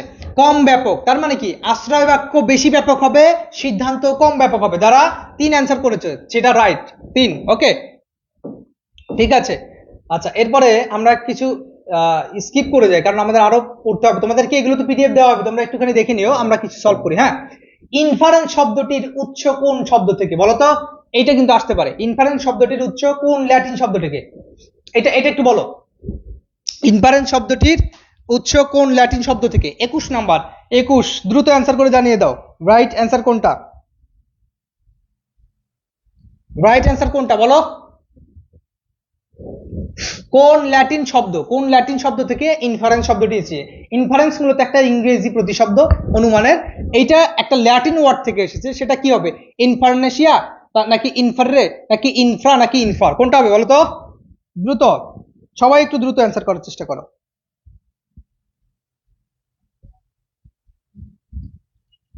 ওকে, ঠিক আছে। হ্যাঁ, অনেকে অ্যান্সার করেছো রাইট। যারা খ অ্যান্সার করছো তাদের অ্যান্সার রাইট, তাদের অ্যান্সার রাইট। তাহলে আমাদের 21 হচ্ছে রাইট অ্যান্সার খ। এরপরে 22 নাম্বার বলো তো, অবরোহ অনুমানের প্রকৃতি হলো কি? অবরোহ অনুমানের মূল বিষয়টা কি, কথাটা কি? বিশেষ থেকে সার্বিক, সার্বিক থেকে বিশেষ, সার্বিক থেকে সার্বিক, নাকি বিশেষ থেকে বিশেষ? কোনটা হবে বলো তো? 22 নাম্বার, দ্রুত অ্যান্সার করে জানিয়ে দাও। 22 নাম্বার, দ্রুত অ্যান্সার করে জানিয়ে দাও আমাদের এইটা কোনটা হবে? একটু দ্রুত অ্যান্সার করো সবাই। অবরোহ অনুমানের প্রকৃতিটা কেমন? এটা কি বিশেষ থেকে সার্বিকে যায়, সার্বিক থেকে বিশেষে যায়, নাকি বিশেষ থেকে বিশেষে যায়, নাকি সার্বিক থেকে সার্বিকে যায়? কোনটা হবে বলো? দ্রুত বলো ভাইয়া তোমরা।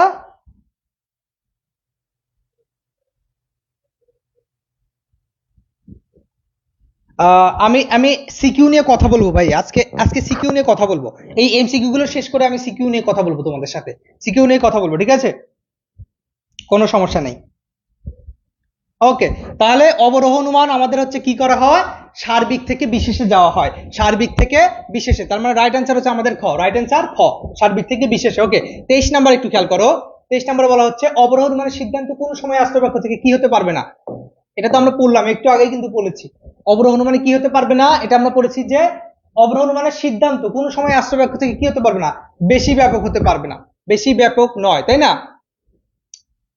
এটা হচ্ছে বেশি ব্যাপক নয়, তাহলে রাইট অ্যান্সার হচ্ছে আমাদের গ, বেশি ব্যাপক নয়। আশ্রয় বাক্য থেকে সিদ্ধান্ত কখনোই বেশি ব্যাপক নয়। 24-এ দেখো তো ভাইয়া একটু, এখানে বলা হচ্ছে অবরোহের আশ্রয় বাক্য আকারগতভাবে সত্য হলে সিদ্ধান্তটি কেমন হবে বলো তো? যদি হ্যাঁ 24 নাম্বার একটু অ্যান্সার করো দ্রুত দ্রুত, তোমরা 24 নাম্বার একটু অ্যান্সার করো ভাইয়া।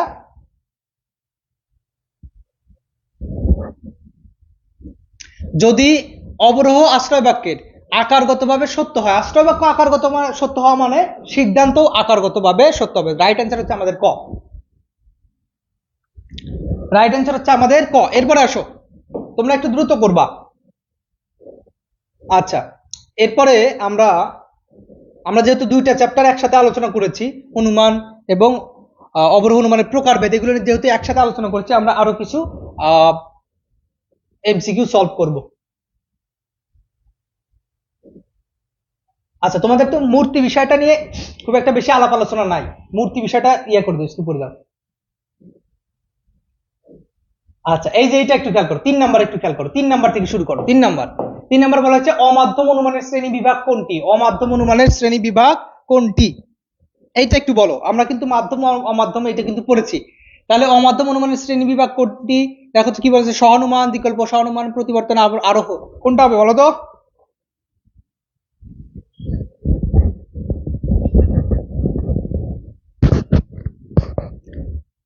3 নাম্বার, এই 3 নাম্বার অ্যান্সার করো দ্রুত।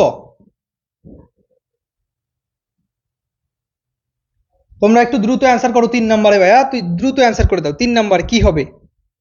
এরপরে আমি সিকিউ নিয়ে কথা বলবো, সিকিউ নিয়ে কথা বলবো, কোনো সমস্যা নেই, এরপরে সিকিউ নিয়ে কথা হবে।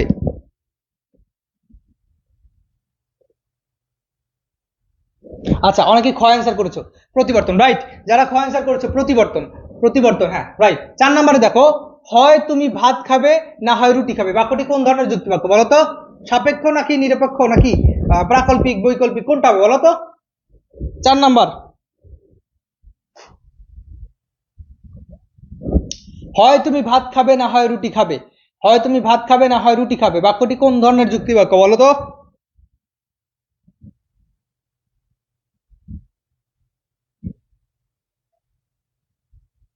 দ্রুত বলো ভাইয়া। হ্যাঁ দ্রুত, তোমরা একটু দ্রুত কমেন্টে জানাও আমাদের রাইট অ্যান্সার কোনটা। তাহলে এইখানে দেখো, এখানে বলা হচ্ছে কি, হয় তুমি ভাত খাবে না হয় রুটি খাবে, হয় তুমি ভাত খাবে না হয় রুটি খাবে। এখানে কিন্তু বিকল্প আছে, যখনই বিকল্প আসবে, যখনই বিকল্প আসবে তখনই দিবা বৈকল্পিক, হয় না হয়, হয় না হয়, ঠিক আছে? হয় না হয় মানে বৈকল্পিক।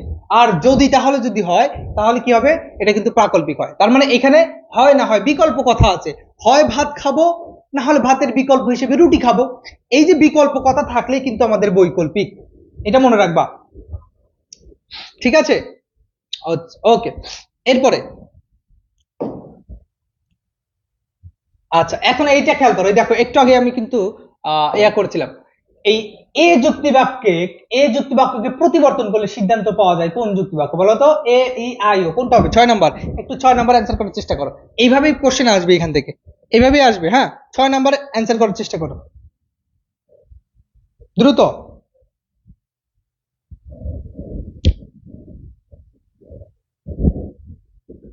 তাহলে এ থেকে আমরা কি পাবো বলো তো? এ যুক্তি বাক্যকে প্রতিবর্তন করলে সিদ্ধান্ত কোনটা পাওয়া যাবে আমাদের? এ যুক্তি বাক্যকে যদি প্রতিবর্তন করি সিদ্ধান্ত আমাদের কি পাওয়া যাবে? হ্যাঁ ঠিক আছে, আমরা সিদ্ধান্ত পাবো হচ্ছে ই, সার্বিক নয়ার্থক, সার্বিক নয়ার্থক পেয়ে যাব, সার্বিক নয়ার্থক পেয়ে যাব, ঠিক আছে? ওকে, আচ্ছা এরপরে আসো, আহ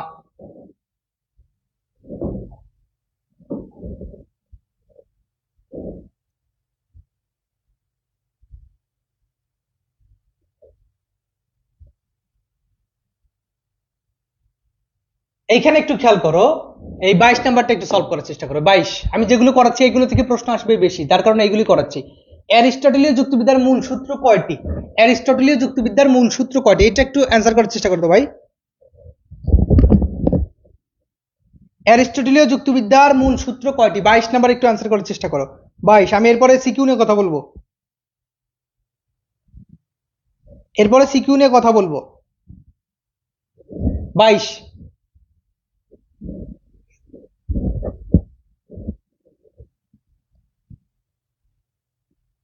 দ্রুত অ্যান্সার করো ভাইয়া তোমরা একটু।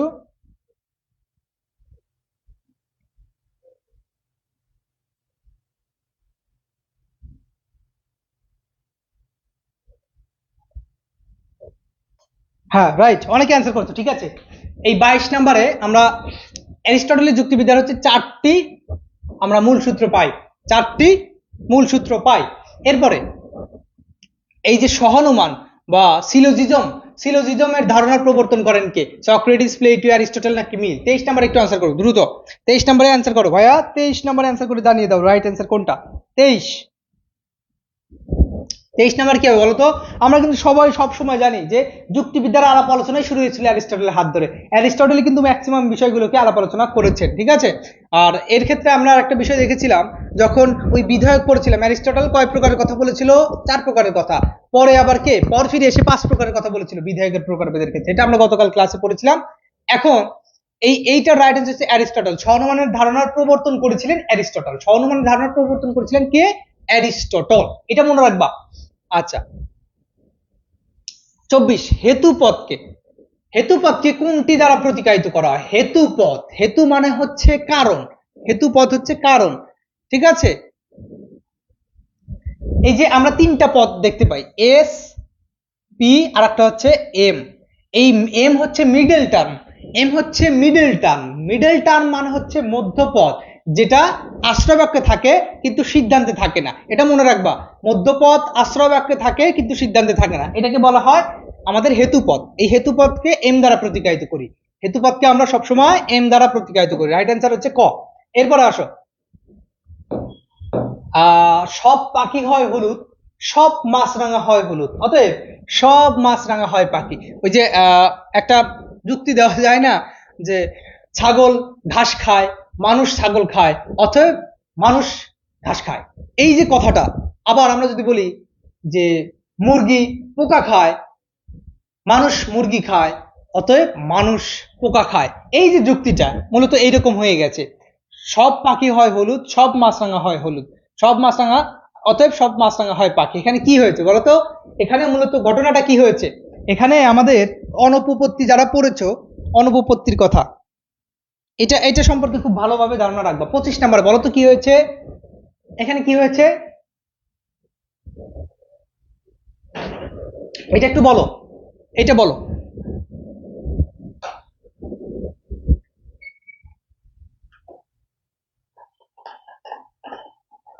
একটু দ্রুত বলার চেষ্টা করো সবাই।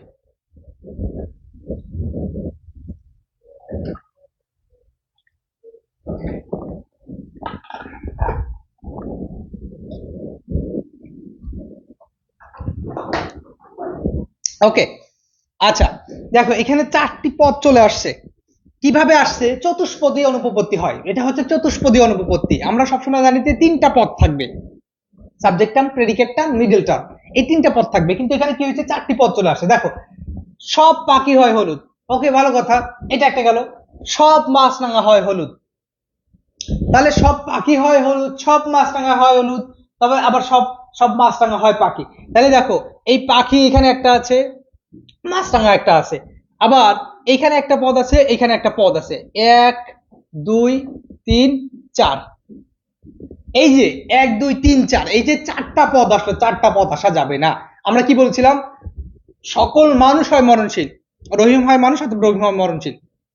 এই কথাটা কিন্তু আমাদের 3টা পদ ছিল, কিন্তু এখানে কি হয়ে গেছে? দেখো, এখানে মূলত আমাদের আহ এইখানে চারটা পদ চলে আসছে, যার কারণে এটা আমাদের চতুষ্পদী অনুপপত্তি হয়ে গেছে, ঠিক আছে। এটা তাহলে আমরা ক্লিয়ার হয়ে গেলাম। ওকে,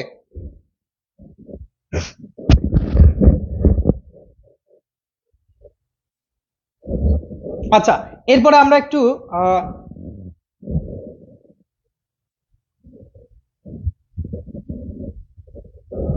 আচ্ছা 24 নাম্বার কারা বুঝো নাই, একটু একটু বুঝাই দিচ্ছি, আসো। 24 নাম্বার কারা বুঝো নাই? আচ্ছা, আমি বলছিলাম যে হেতু পদ মানে হচ্ছে মধ্যপদ বা যেটা কারণ ঘটায়, ঘটক, ঘটক টাইপের আর কি। ঘটক কি করে দেখো তো, ছেলে মেয়ের বিয়ে দিয়ে দেয়, ঠিক আছে ফাইন। ছেলে মেয়েকে বিয়ে দিয়ে কি ঘটক কি ওই ছেলে মেয়ের সাথেই থাকে? থাকে না তো। ছেলে মেয়ে কিন্তু বিয়ে ওই মেয়ের সাথে, ছেলে মেয়ের সাথে থাকে না। ঘটকের কাজ হচ্ছে বিয়ে দিয়ে চলে যাওয়া। তেমনি এই মধ্যপদের কাজ হচ্ছে সাবজেক্ট প্রেডিকেটকে বসাই দিয়ে সে চলে যাবে, তার কাজ শেষ, সে চলে যাবে, সে কিন্তু আসবে না।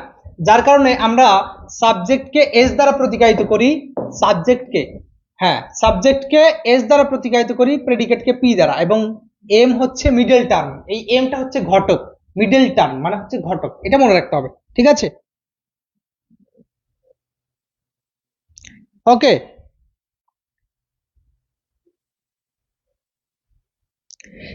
যারা এখনো ভয় পাচ্ছ, পাস করবা তোমরা, জাস্ট একটু পড়ো, একটু পড়লে পরে হয়ে যাবে এমন। তোমরা সিরিয়াস একটু হও, দেখবা এই এই বিষয়টা তোমাদের কাছে অতটাও জটিল বিষয় না। তোমরা কিন্তু সিরিয়াসলি প্রথম থেকে পড়ো নাই, এবং আমাদের সাথে কোর্সেও অ্যাড ছিল না। যারা যারা কোর্সে অ্যাড ছিল তারা বিষয়গুলো খুব সহজেই বুঝতে পারবে, যারা অ্যাড ছিল না তারা বিষয়টা বুঝবে না। আচ্ছা, আমি একটু সিকিউ নিয়ে কথা বলবো। সিকিউ নিয়ে কথা বলার জন্য তোমাদের সাথে একটু আহ, আমাকে একটু টাইম দাও। এরপরে সপ্তম অধ্যায় আমি পড়াবো, ঠিক আছে? সপ্তম অধ্যায় পড়াবো, বাট তার আগে আমাকে একটু টাইম দাও, আমি তোমাদের কিছু সিকিউ নিয়ে কথা বলি। অনেকে আসলে সিকিউ বুঝো না, যে সিকিউ বিষয়টা কিভাবে ডিল করতে হবে, আমি একটু জাস্ট বুঝাই দিই, একটু ওয়েট করো। আহ,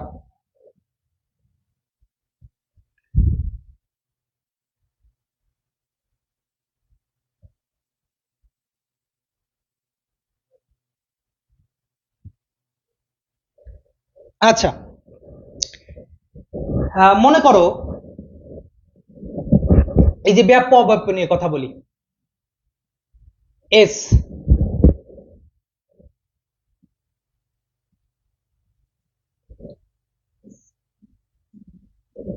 এসপি, ঠিক আছে? এটা মনে করো টিক দিলাম আর এটা ক্রস দিলাম। এটা হচ্ছে আমাদের একটা এ যুক্তি বাক্যের ক্ষেত্রে। এ যুক্তি বাক্যের ক্ষেত্রে সাবজেক্ট ব্যাপ্য, সাবজেক্ট ব্যাপ্য মানে ব্যাপকতর হচ্ছে, সাবজেক্ট ব্যাপ্য মানে ব্যাপকতর হচ্ছে, ব্যাপক মানে বেশি হচ্ছে, প্রেডিকেট কম হয়ে যাচ্ছে। এখন এইখান থেকে প্রশ্ন আসলো, প্রথম কথাই আসলো যে অনুমান কাকে বলে। ক নম্বরে আসলো অনুমান কাকে বলে, এটা তো তোমরা সবাই জানো যে অনুমান কাকে বলে। হ্যাঁ,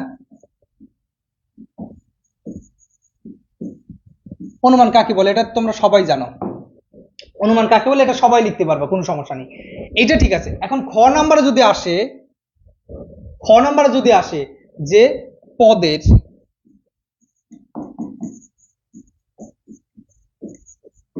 ব্যাপ্যতা কাকে বলে, হ্যাঁ, আচ্ছা পদের ব্যাপ্যতা কাকে বলে। ওকে, একটু শোনো মনোযোগ দিয়ে, পদের ব্যাপ্যতা কাকে বলে। এখন যদি এরকম প্রশ্ন আসে পদের ব্যাপ্যতা কাকে বলে, পদের ব্যাপ্যতা বলতে মূলত তোমরা শুরু করবা এইভাবে। মেইন কথাটা, পদের ব্যাপ্যতা বলতে কি, এই কথা লেখার আগে মেইন কথাটা তোমাদেরকে আগে ফোকাস করতে হবে, যে পদের ব্যাপ্যতা, ব্যাপ্য কথা দ্বারা বোঝায় পদের, একটা পদের বিস্তৃতির দিক বা সংখ্যার দিক, পরিমাণের দিক, কত দূর বিস্তৃত হচ্ছে বা কতগুলো সংখ্যা আসছে, এই বিষয়টা। এখন যুক্তি বাক্যের ক্ষেত্রে এভাবে শুরু করবে যে যুক্তি বাক্যের ক্ষেত্রে, যুক্তি বাক্যের ক্ষেত্রে যখন কোনো একটা যুক্তি বাক্যের উদ্দেশ্য পদ বিধেয় পদ থেকে পরিমাণের দিক থেকে বেশি হয়, তখন আমরা সেটাকে বলবো ব্যাপ্য। আর কোনো একটা পদ যদি পরিমাণের দিক থেকে, উদ্দেশ্য বা বিধি থেকে যদি কম হয়ে যায়, তখন সেটাকে বলবো আমরা অব্যাপ্য। এই হচ্ছে পদের ব্যাপ্য অব্যাপ্য জিনিস। তারপরে একটা এক্সাম্পল দিলে দিতে পারো, গ নাম্বারের ক্ষেত্রে যদি আসে তাহলে এক্সাম্পল দিবা, খ নাম্বার এসে সহজ সরল ভাবে ব্যাখ্যা করে দিবা। প্রথম কথা অ্যাজ ইট ইজ লিখবা, তারপরে ছোট করে আরো দুইটা তিনটা লাইন লিখলে এই খ নাম্বার হয়ে যাবে। এরপরে আসো গ নাম্বার। গ নাম্বার এরকম এ দিছি তো, এরকম ধরো যে ই আছে, ই আছে, আহ ই আছে, ইর ক্ষেত্রে ধরো এখানে আমরা দেখলাম কি যে বোথ, এটা হচ্ছে সাবজেক্ট আর একটা হচ্ছে প্রেডিকেট, এরকম ইয়া থাকলো, এটাও ব্যাপ্য এটাও ব্যাপ্য। সাপোজ এটা কালার করা থাকবে, আমি জাস্ট টিক দিয়ে বুঝাইলাম আর কি, কালার করা থাকবে। কালার, কালার মানে হচ্ছে যে এরকম দাগ দেওয়া দেওয়া থাকে, এরকম দাগ দেওয়া থাকে, এই দাগ দেওয়া মানে হচ্ছে ব্যাপ্য, আর যেটা দাগ দেওয়া নাই সেটা হচ্ছে অব্যাপ্য। তাহলে এটা দাগ দেওয়া থাকতো, এইভাবে দাগ দেওয়া থাকতো, আর এটা দাগ দেওয়া থাকতো না, ব্যাপ্য ব্যাপ্য বুঝাইতো। এখন গ নাম্বারে আসতে পারে যে ই পদের, এই যুক্তি বাক্যের, হ্যাঁ, এই যুক্তি বাক্যের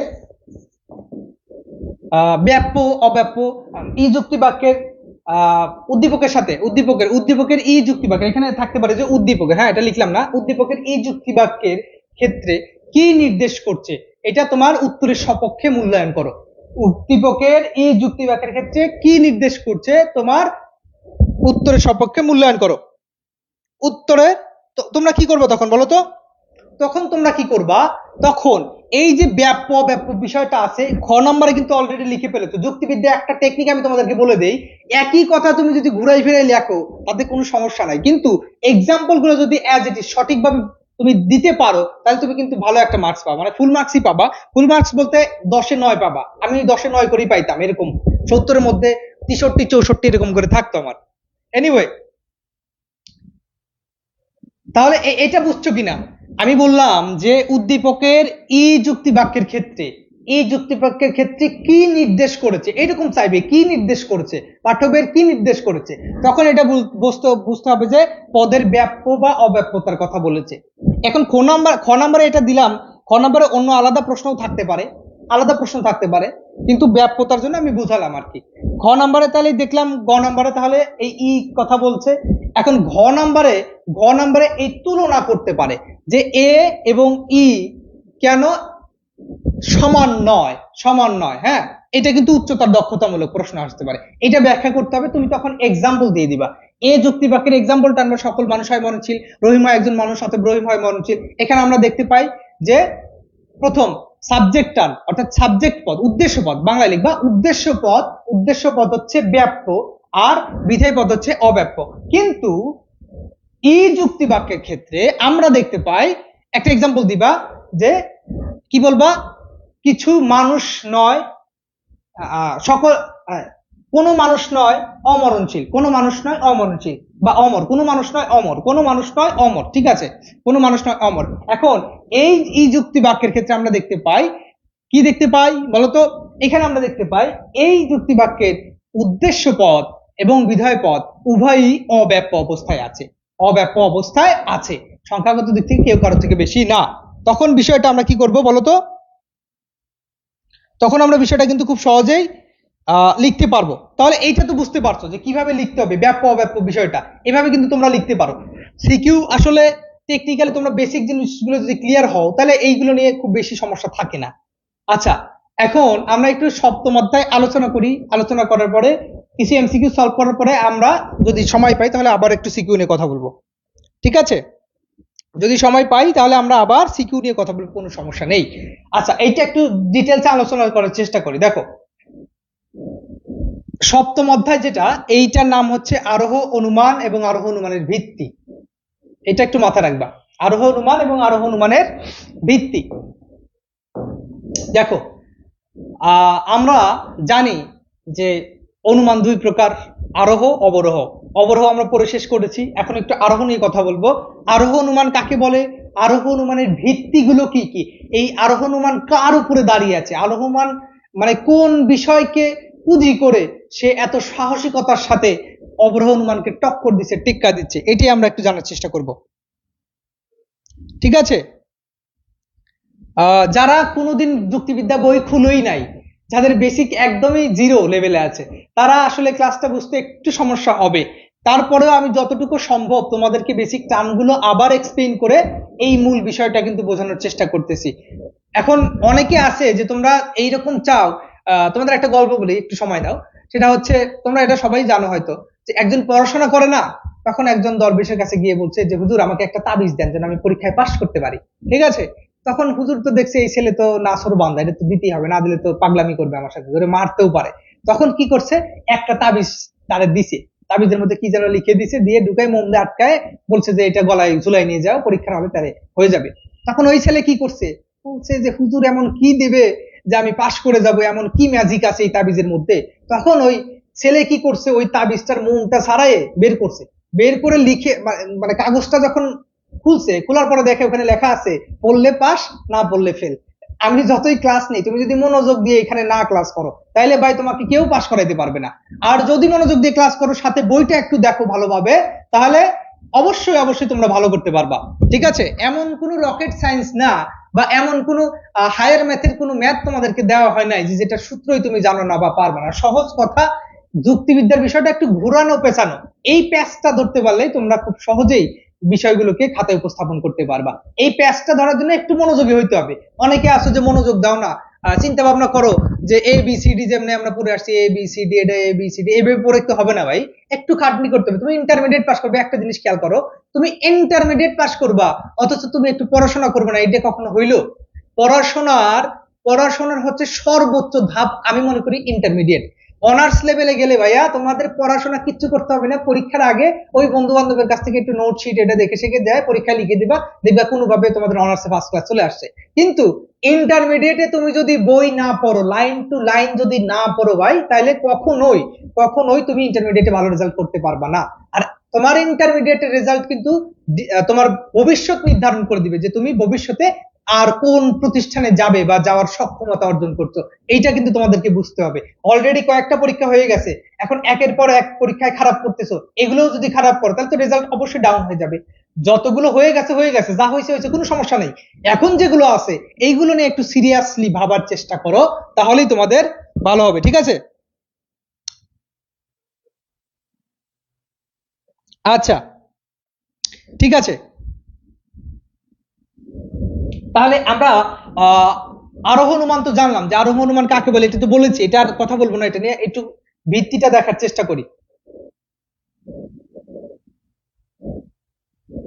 আচ্ছা, তারপরে একটু বলে দিই, অনেকে আছো নতুন যারা বইটাই খুলো নাই, অনেকের বইও নাই, তোমরা লিজেন্ড ভাই, তোমাদেরকে স্যালুট। তোমাদের বই নাই, তোমরা বই ছাড়া ইন্টারমিডিয়েট পাস করে দেওয়া, কোনো অসুবিধা নাই। অবশ্য আমাদের একটা টিচার কথা বলতো, যখন আমি যে সময় ঢাকা বিশ্ববিদ্যালয়ে পড়তাম, এখন অবশ্য স্টুডেন্টশিপ শেষ হয়ে গেছে, মানে অনার্স মাস্টার শেষ হয়ে গেছে, এনিওয়ে, আমাদের একজন টিচার ছিল, তিনি বলতেন যে অনার্সে যারা ভর্তি হয় ঢাকা বিশ্ববিদ্যালয়ে, তারা যদি একজন স্টুডেন্ট যদি চিন্তা ভাবনা করে যে এই 4-5 বছরের অনার্স মাস্টার শেষ করে ফেলবো, 1 টাকা দিয়ে একটা পেজও কিনবো না, তাও সম্ভব। কিভাবে সম্ভব? আমরা তো অবাক হয়ে গেলাম, কি ব্যাপার স্যার, বলে কি, এটা কখনো সম্ভব কিনা? তখন আমরা চুপ করে রইলাম, মানে মুখের দিক তাকাইছি, তখন স্যার বলতেছে কিভাবে সম্ভব শুনবা? বললাম জি স্যার বলেন কেমনে সম্ভব। তখন স্যার বলতেছে ওই যে পরীক্ষার আগে বন্ধুদের কাছে যে নোট আছে না, তারা নোট করে, ওই নোটগুলো সুন্দর করে ফোনে ফটো তুলে নিবা, একদম সেলফোন দিয়ে ফটো তুলে পিডিএফ টিডিএফ বানায় অস্থির হয়ে গেছে একদম। বানানোর পরে কি হয়েছে, শুয়ে শুয়ে সুন্দর করে পড়তেছে। আর পরীক্ষার হলে যায় পাশের বন্ধুরে বলবা, বন্ধু আমার তো কলম নষ্ট হয়ে গেছে, তোর একটা কলম দে। কলম চাইলে অবশ্যই দিবে, সে তোমার পরিচিত হোক বা অপরিচিত হোক। তুমি যদি পরীক্ষার হলে গিয়ে কলম চাও, তোমার যে কেউ কলম দিয়ে দিবে। তখন ওই কলম দিয়ে লিখে তুমি পরীক্ষা দিয়ে চলে আসবা, তোমার রেজাল্ট ঠিকই আসবে, 1 টাকাও তুমি বই নোট শিটের পিছনে খরচ করো না, ইভেন কলমও কিনো নাই, তারপরে তুমি অনার্স মাস্টার্স পাস করছো। এই কথাটা শোনার পরে আসলেই ভাবলাম যে কথা সত্য। তো তোমাদের অনেকের অবস্থা হয়েছে, তোমরা ভাই লিজেন্ড, হয়তো তোমরা করতে পারো। যাই হোক, ক্লাসটা করো। আচ্ছা, তাহলে এই আরোহ অনুমান কি? আরোহ অনুমান হচ্ছে বিশেষ বিশেষ আশ্রয় বাক্য থাকবে, বিশেষ বিশেষ। রহিম হয় মরণশীল, করিম হয় মরণশীল, যদু হয় মরণশীল, মধু হয় মরণশীল, এরকম তুমি 500, 1000, 2 কোটি লোক লাগাই দাও, কোনো সমস্যা নাই। আরোহ অনুমান যত খুশি তুমি কি করতে পারো, আশ্রয় বাক্য নিতে পারো, কোনো সমস্যা নাই। কিন্তু এই সিদ্ধান্তটা হবে সার্বিক। তখন বলবা যে সকল মানুষ হয় মরণশীল। একটা কথা আছে, একটু খেয়াল করো। আমি বললাম যদু, মধু, রনি, জনি সবগুলোকে নিয়ে আসলাম। এখন পৃথিবীতে তো 820 কোটির মতো, সেদিন মনে হয় দেখলাম একটা সমীক্ষা, 820 কোটির মতো মানুষ হয়ে গেছে। তাহলে এই 820 কোটি মানুষকে তো আমি ওই খাতার মধ্যে লিপিবদ্ধ করতে পারবো না। 100 জনকে করলাম, 100 জন 200 জনকে করলাম, কিন্তু 820 কোটি মানুষের নাম লেখা পসিবল না। যার কারণে আমি একটা কি করব, জাম্প করব। জাম্প করব মানে 5 জনের কথা নিয়েই বললাম, একটা জাম্প করে বললাম যে অতএব সকল মানুষ হয় মরণশীল, অতএব সকল মানুষশীল হয় মরণশীল। কিন্তু এখানে একটা কথা আছে, এটা হচ্ছে সম্ভবত, সবসময় প্রবাবল হবে, মানে সম্ভাবনা থাকবে। আরোহ অনুমান সবসময় সম্ভাবনার উপর থাকে। ঠিক আছে, তাহলে এইখানে একটা জিনিস শিখলাম হচ্ছে আরোহমূলক উল্লম্ফন, যেটাকে বলে জাম্প, জাম্প করে যাওয়া। সব মানুষকে না নিয়ে এসে 5 জন বা 10 জনকে দেখে আমি বলে দিলাম সকল মানুষ হয় মরণশীল। এখন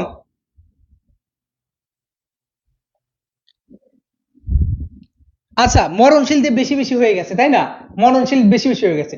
আচ্ছা, এইটা তুমি একটু বলো তো যে আহ, মনে করো যে ঢাকায় একটা কাক দেখেছি কালো, চট্টগ্রামে একটা কাক দেখেছি কালো, সিলেটে একটা কাক দেখেছি কালো, রংপুরে একটা কাক দেখেছি কালো, দিনাজপুরে একটা কাক দেখেছি কালো। অতএব আমি সিদ্ধান্ত নিলাম কি, যে বাংলাদেশের সব কাক হয় কালো। কথাটা বুঝতে পারছো? তার মানে আমি বিশেষ বিশেষ সিদ্ধান্ত, আশ্রয় বাক্য থেকে একটা সার্বিক সিদ্ধান্তে যখন পৌঁছাবো, তখনই আমরা সেই বিষয়টাকে বলবো আরোহ অনুমান। এটা তো জানো সবাই, এখন বুঝে গেছো আশা করি। এরপরে আসো, ওই যে আমরা একটা জিনিস পড়ে আসছি এমসিকিউ সলভ করার সময়, অবরোহ অনুমানের লক্ষ্য হচ্ছে আকারগত সত্যতা লাভ করা, আর এই আরোহ অনুমানের লক্ষ্য হচ্ছে আকারগত আসবে, বস্তুগত আসবে। অর্থাৎ এখানে প্রমাণ করারও বিষয় আছে, প্রমাণ করারও বিষয় আছে। তুমি যদি ভাই কক্সবাজারে যায় দেখো যে একটা কাক বেরোইছে, তার গায়ের রং হচ্ছে গোলাপি, ঠিক আছে, তখন কিন্তু ওই যে বললাম যে বাংলাদেশের সব কাক হয় কালো, তখন কিন্তু তোমরা বলবা যে বাইরে খুঁজতেছি, যে বলছিল সব কাক হয় কালো, আমার পাইলে তো ধরে বানাবা, ঠিক আছে। এই যে বিষয়টা, এইখানে কিন্তু সবসময় কি করতে হবে, প্রমাণও করতে হবে যে হ্যাঁ সব কাকই কালো। তার মানে এখানে আকারগত সত্যতাও থাকবে, বস্তুগত সত্যতাও কিন্তু থাকবে, এইটা বুঝতে হবে। ওকে, আসো এরপরে।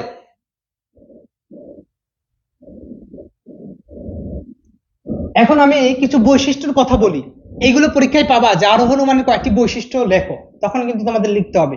আরোহ অনুমানের একটা এক্সাম্পল দিয়ে দিল, এক্সাম্পল থেকে প্রথমে দিল যে অনুমান কাকে বলে, তারপরে দেখাইতে পারে যে আরোহ অনুমান কাকে বলে, আরোহ অনুমানের বৈশিষ্ট্য কয়েকটা লেখো, তারপরে উদ্দীপকের সাথে পাঠ্যপুস্তকের কোন বিষয়ের মিল পাও, এরকম প্রশ্ন আসতে পারে।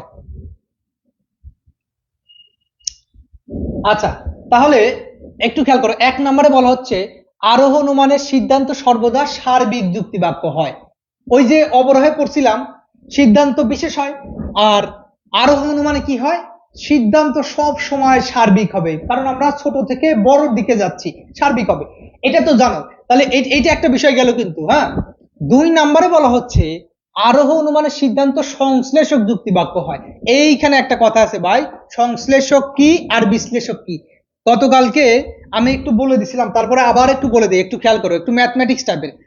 এই লজিক সাবজেক্টটা কিন্তু অনেকটা ম্যাথমেটিক্স টাইপের ভাই, এটা কিন্তু খুব টেকনিক্যাল বিষয়ের উপরে কিন্তু অ্যান্সার করা যায়। যেমন মনে করো সংশ্লেষক, সংশ্লেষক এইটার আর একটা ধারণা আছে হচ্ছে বিশ্লেষক, সংশ্লেষকের বিপরীতে আছে হচ্ছে বিশ্লেষক। সংশ্লেষক কি বিশ্লেষক কি, একটা এক্সাম্পল দিয়ে বুঝাই দিই। দেখো, তোমরা সবাই তো এগুলো পড়ে আসছো, 7+6 সমান সমান হচ্ছে 13। দেখতে পাচ্ছ কিনা একটু ভাইয়া, দেখো কমেন্ট করো তো ভাইয়া।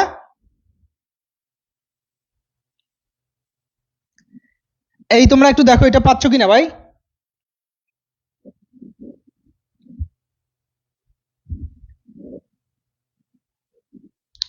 দেখো এখানে একটা ম্যাথমেটিক্যাল ফর্ম লিখছি, 7+6 সমান সমান হচ্ছে 13, 7 আর 6 যোগ করলে 13 হয়, আসলে 13 হয় নাকি? হ্যাঁ, তাহলে অঙ্ক ঠিক আছে, অঙ্কে আমি তাহলে মাস্টার, ঠিক আছে, কোনো সমস্যা নেই। তাহলে 7+13, এই যে ধারণাটা, এইখানে দুইটা বিষয় খেয়াল করে, একটা হচ্ছে 13 ধারণা, একটা হচ্ছে 7+6 ধারণা। এখন তোমারে যদি ভাই বলি যে 7 রে 13 বানাইতে হবে যে কোনো ভাবে, পারবা কেউ? 7কে 13 বানাইতে হবে, কেউ পারবা? 7কে কি 13 বানাইতে পারবা কেউ? যদি কেউ পারো, এরকম লিজেন্ড যদি কেউ থাকো, তাহলে একটু সাড়া দাও, একটু রেসপন্স করো, তারে পুরস্কৃত করা হবে ভাই, তোমাদের নোবেল কেন, বাংলাদেশের সেরা পুরস্কার দেওয়া হবে। কি বলছিলাম, 7+6 সমান সমান হচ্ছে 13। এই যে 13 ধারণাটা পাইলাম কাদের সংমিশ্রণে, 7 এবং 6 সংমিশ্রণে। 7 মধ্যেও 13 ধারণা নাই, 6 একার মধ্যেও 13 ধারণা নাই, দুইটা মিলেই হবে 13। আর আমি যদি বলি এই 13কে যদি ভাঙি, তাহলে 1 থেকে 13 পর্যন্ত যতগুলো সংখ্যা আছে, প্রত্যেকটা সংখ্যার প্রত্যেকটা ডিজিট কিন্তু আমরা পেয়ে যাব। এই 13-র মধ্যে 7ও আছে, 6 আছে, 5 আছে, 4 আছে, 3 আছে, 2 আছে, 8 আছে, 9 আছে, 10 আছে, 11 আছে, 12 আছে এবং 13ও আছে। কিন্তু এই 7-এর মধ্যে কিন্তু ভাই 13 নাই। তাইলে এই 7 এবং 6 আমাদের নতুন আইডিয়া দিচ্ছে। সংশ্লেষক বিষয়টা হচ্ছে নতুন কোনো আইডিয়া দিবে, নতুন একটা আইডিয়া দিবে। যেমন এইখানে 7+6 13, তাহলে 7 আর 6 এর ক্ষেত্রে 13 হচ্ছে কি সংশ্লেষক, একটা নতুন আইডিয়া দিচ্ছে, একটা নতুন আইডিয়া দিচ্ছে। কিন্তু এই 13কে যদি আমরা ভাঙি, ভাঙা মানে বিশ্লেষণ করা, ভাঙা মানে বিশ্লেষণ করা, আর যখন নতুন কোনো কিছুর উৎপত্তি হবে, তখন আমরা সেটাকে বলবো সংশ্লেষণ, বুঝছো কিনা?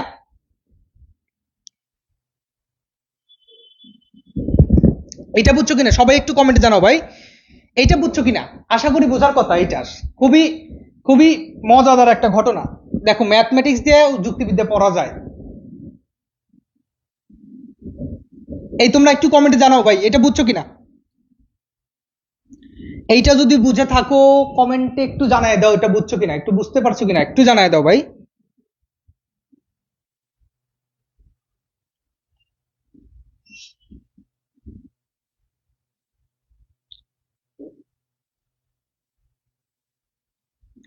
ও আচ্ছা, যারা হ্যাঁ হ্যাঁ, যারা যারা এই সাতের মধ্যে সাতকে 13 বানাইতে পারো, ঠিক আছে, সাতকে যারা 13 বানাইতে পারো ভাই, তোমরা 71 সালে মুক্তিযুদ্ধ করছো, ঠিক আছে, তোমরা 71 সালে মুক্তিযুদ্ধ করছো, মানে তোমরা পেছনের দিকেও যাইতে পারো, কোনো সমস্যা নাই, তোমরা ম্যাজিশিয়ান,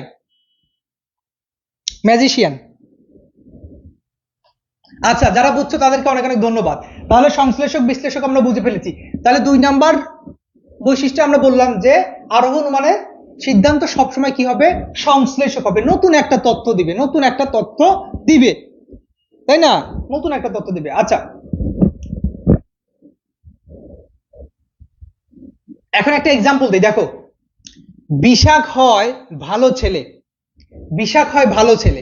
আচ্ছা, বিশাখ যে ছেলে এই কথা তো জানি, কিন্তু ভালো ছেলে এই কথাটা কিন্তু তার সম্পর্কে নতুন একটা তথ্য দিল। বিশাখ হয় ভালো ছেলে, তাহলে এই যে ভালো এই কথাটা একটা নতুন একটা তথ্য দিল, তার মানে এটা কি হচ্ছে, এটা কিন্তু আমাদের নতুন একটা তথ্য দিল, তার মানে এটা সংশ্লেষক। 3 নম্বরে বলা হচ্ছে আরোহ অনুমানের বাস্তব ঘটনা নিরীক্ষণ নির্ভর। আরোহ অনুমান কোনো বিমূর্ত ধারণা নিয়ে কথা বলে না, আরোহ অনুমান বাস্তব যা কিছু ঘটতেছে তাই নিয়েই কথা বলে। যেমন আগুন, ধোঁয়া উঠতেছে, আবার মনে করো যে মারামারি লেগে গেছে, কিলাকিলি, অনেক সময় যে কই যেন একটা দেখলাম এক্সাম হলে গিয়ে, এটা কি ইন্টারমিডিয়েট ছিল কিনা, ওই বন্ধুকে বলছে, বন্ধু নাকি হয়তো বা অন্য কোনো স্কুল বা কলেজের ইয়া ছিল, ওকে বলছে একটু দেখাইতে, দেখাই নাই, পরে ওই এক্সাম হলের মধ্যে কিলাকিলি শুরু করে দিচ্ছে, মারামারি শুরু করে দিচ্ছে, তাই না? তো এই যে বিষয়টা, এগুলো কিন্তু বাস্তব ঘটনা, অবাস্তব কোনো কিছুই না। এই কিলাকিলির ঘটনা অবাস্তব কোনো কিছুই না। এখন ওই যে অনেক সময় তোমাদেরকে একটু বলি যে অবাস্তব কোনগুলা বলে, যেমন ওই যে অনেকে বলে না যে ভালোবেসে হয়তো বা তার প্রেমিকাকে বলতেছে যে এনে দেবো তারায় খোপায় তারার ফুল। আসলে তারার ফুল কি এনে দেওয়া সম্ভব? তারা থেকে ফুল আনা যাবে ভাই? তারাই তো বোঝা যায় না তারা জিনিসটা কি। আমরা তো বলি যে তারা এইরকম, আসলে কি তারা এরকম না? তারা তো এরকম না। তারা এই যে আমাদের পৃথিবীর মতো গোলাকার বা একটু ডিম্বাকৃতি এরকম হইতে পারে, কিন্তু তার মানে এইরকম না, এত সুন্দর তো না। এইটার আলো, লাইটটা যখন আমাদের কাছে আসে ভাই রিফ্লেক্ট হয়ে, তখন আমাদের কাছে মনে হচ্ছে যে হ্যাঁ এইরকম চলতেছে, কিন্তু আসলে তারা তো এরকম না। এটা হচ্ছে কল্পনা মাত্র, এটার বাস্তব কোনো বিষয় ভিত্তি বা প্রমাণ এখনো পাওয়া যায় নাই, ঠিক আছে। আচ্ছা, তাহলে এটা বুঝতে পারলা যে আরোহ অনুমান হচ্ছে সব সময় বাস্তব ঘটনাবলী নিয়ে কথাবার্তা বলবে। এরপরে আসো,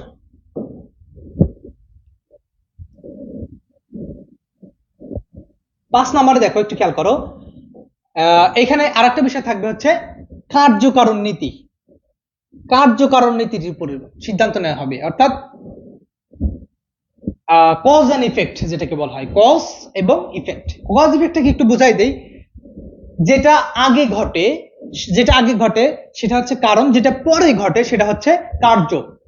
কার্য এবং কারণ, যেমন মনে করো একটা ঘটনা ঘটলো, একটা লোক মারা গেল, সাপোজ একটা লোক মারা গেল। এখন আমি যদি তোমাদেরকে বলি যে একটা লোক মারা গেছে, ফাঁসিতে ঝুলে মারা গেছে, ফাঁসিতে হ্যাঙ্গিং অবস্থায় মারা গেছে, ঠিক আছে, এখন এই ফাঁসিতে ঝুলে মারা গেল, তোমরা বলবা যে ফাঁসি নিয়ে মারা গেছে।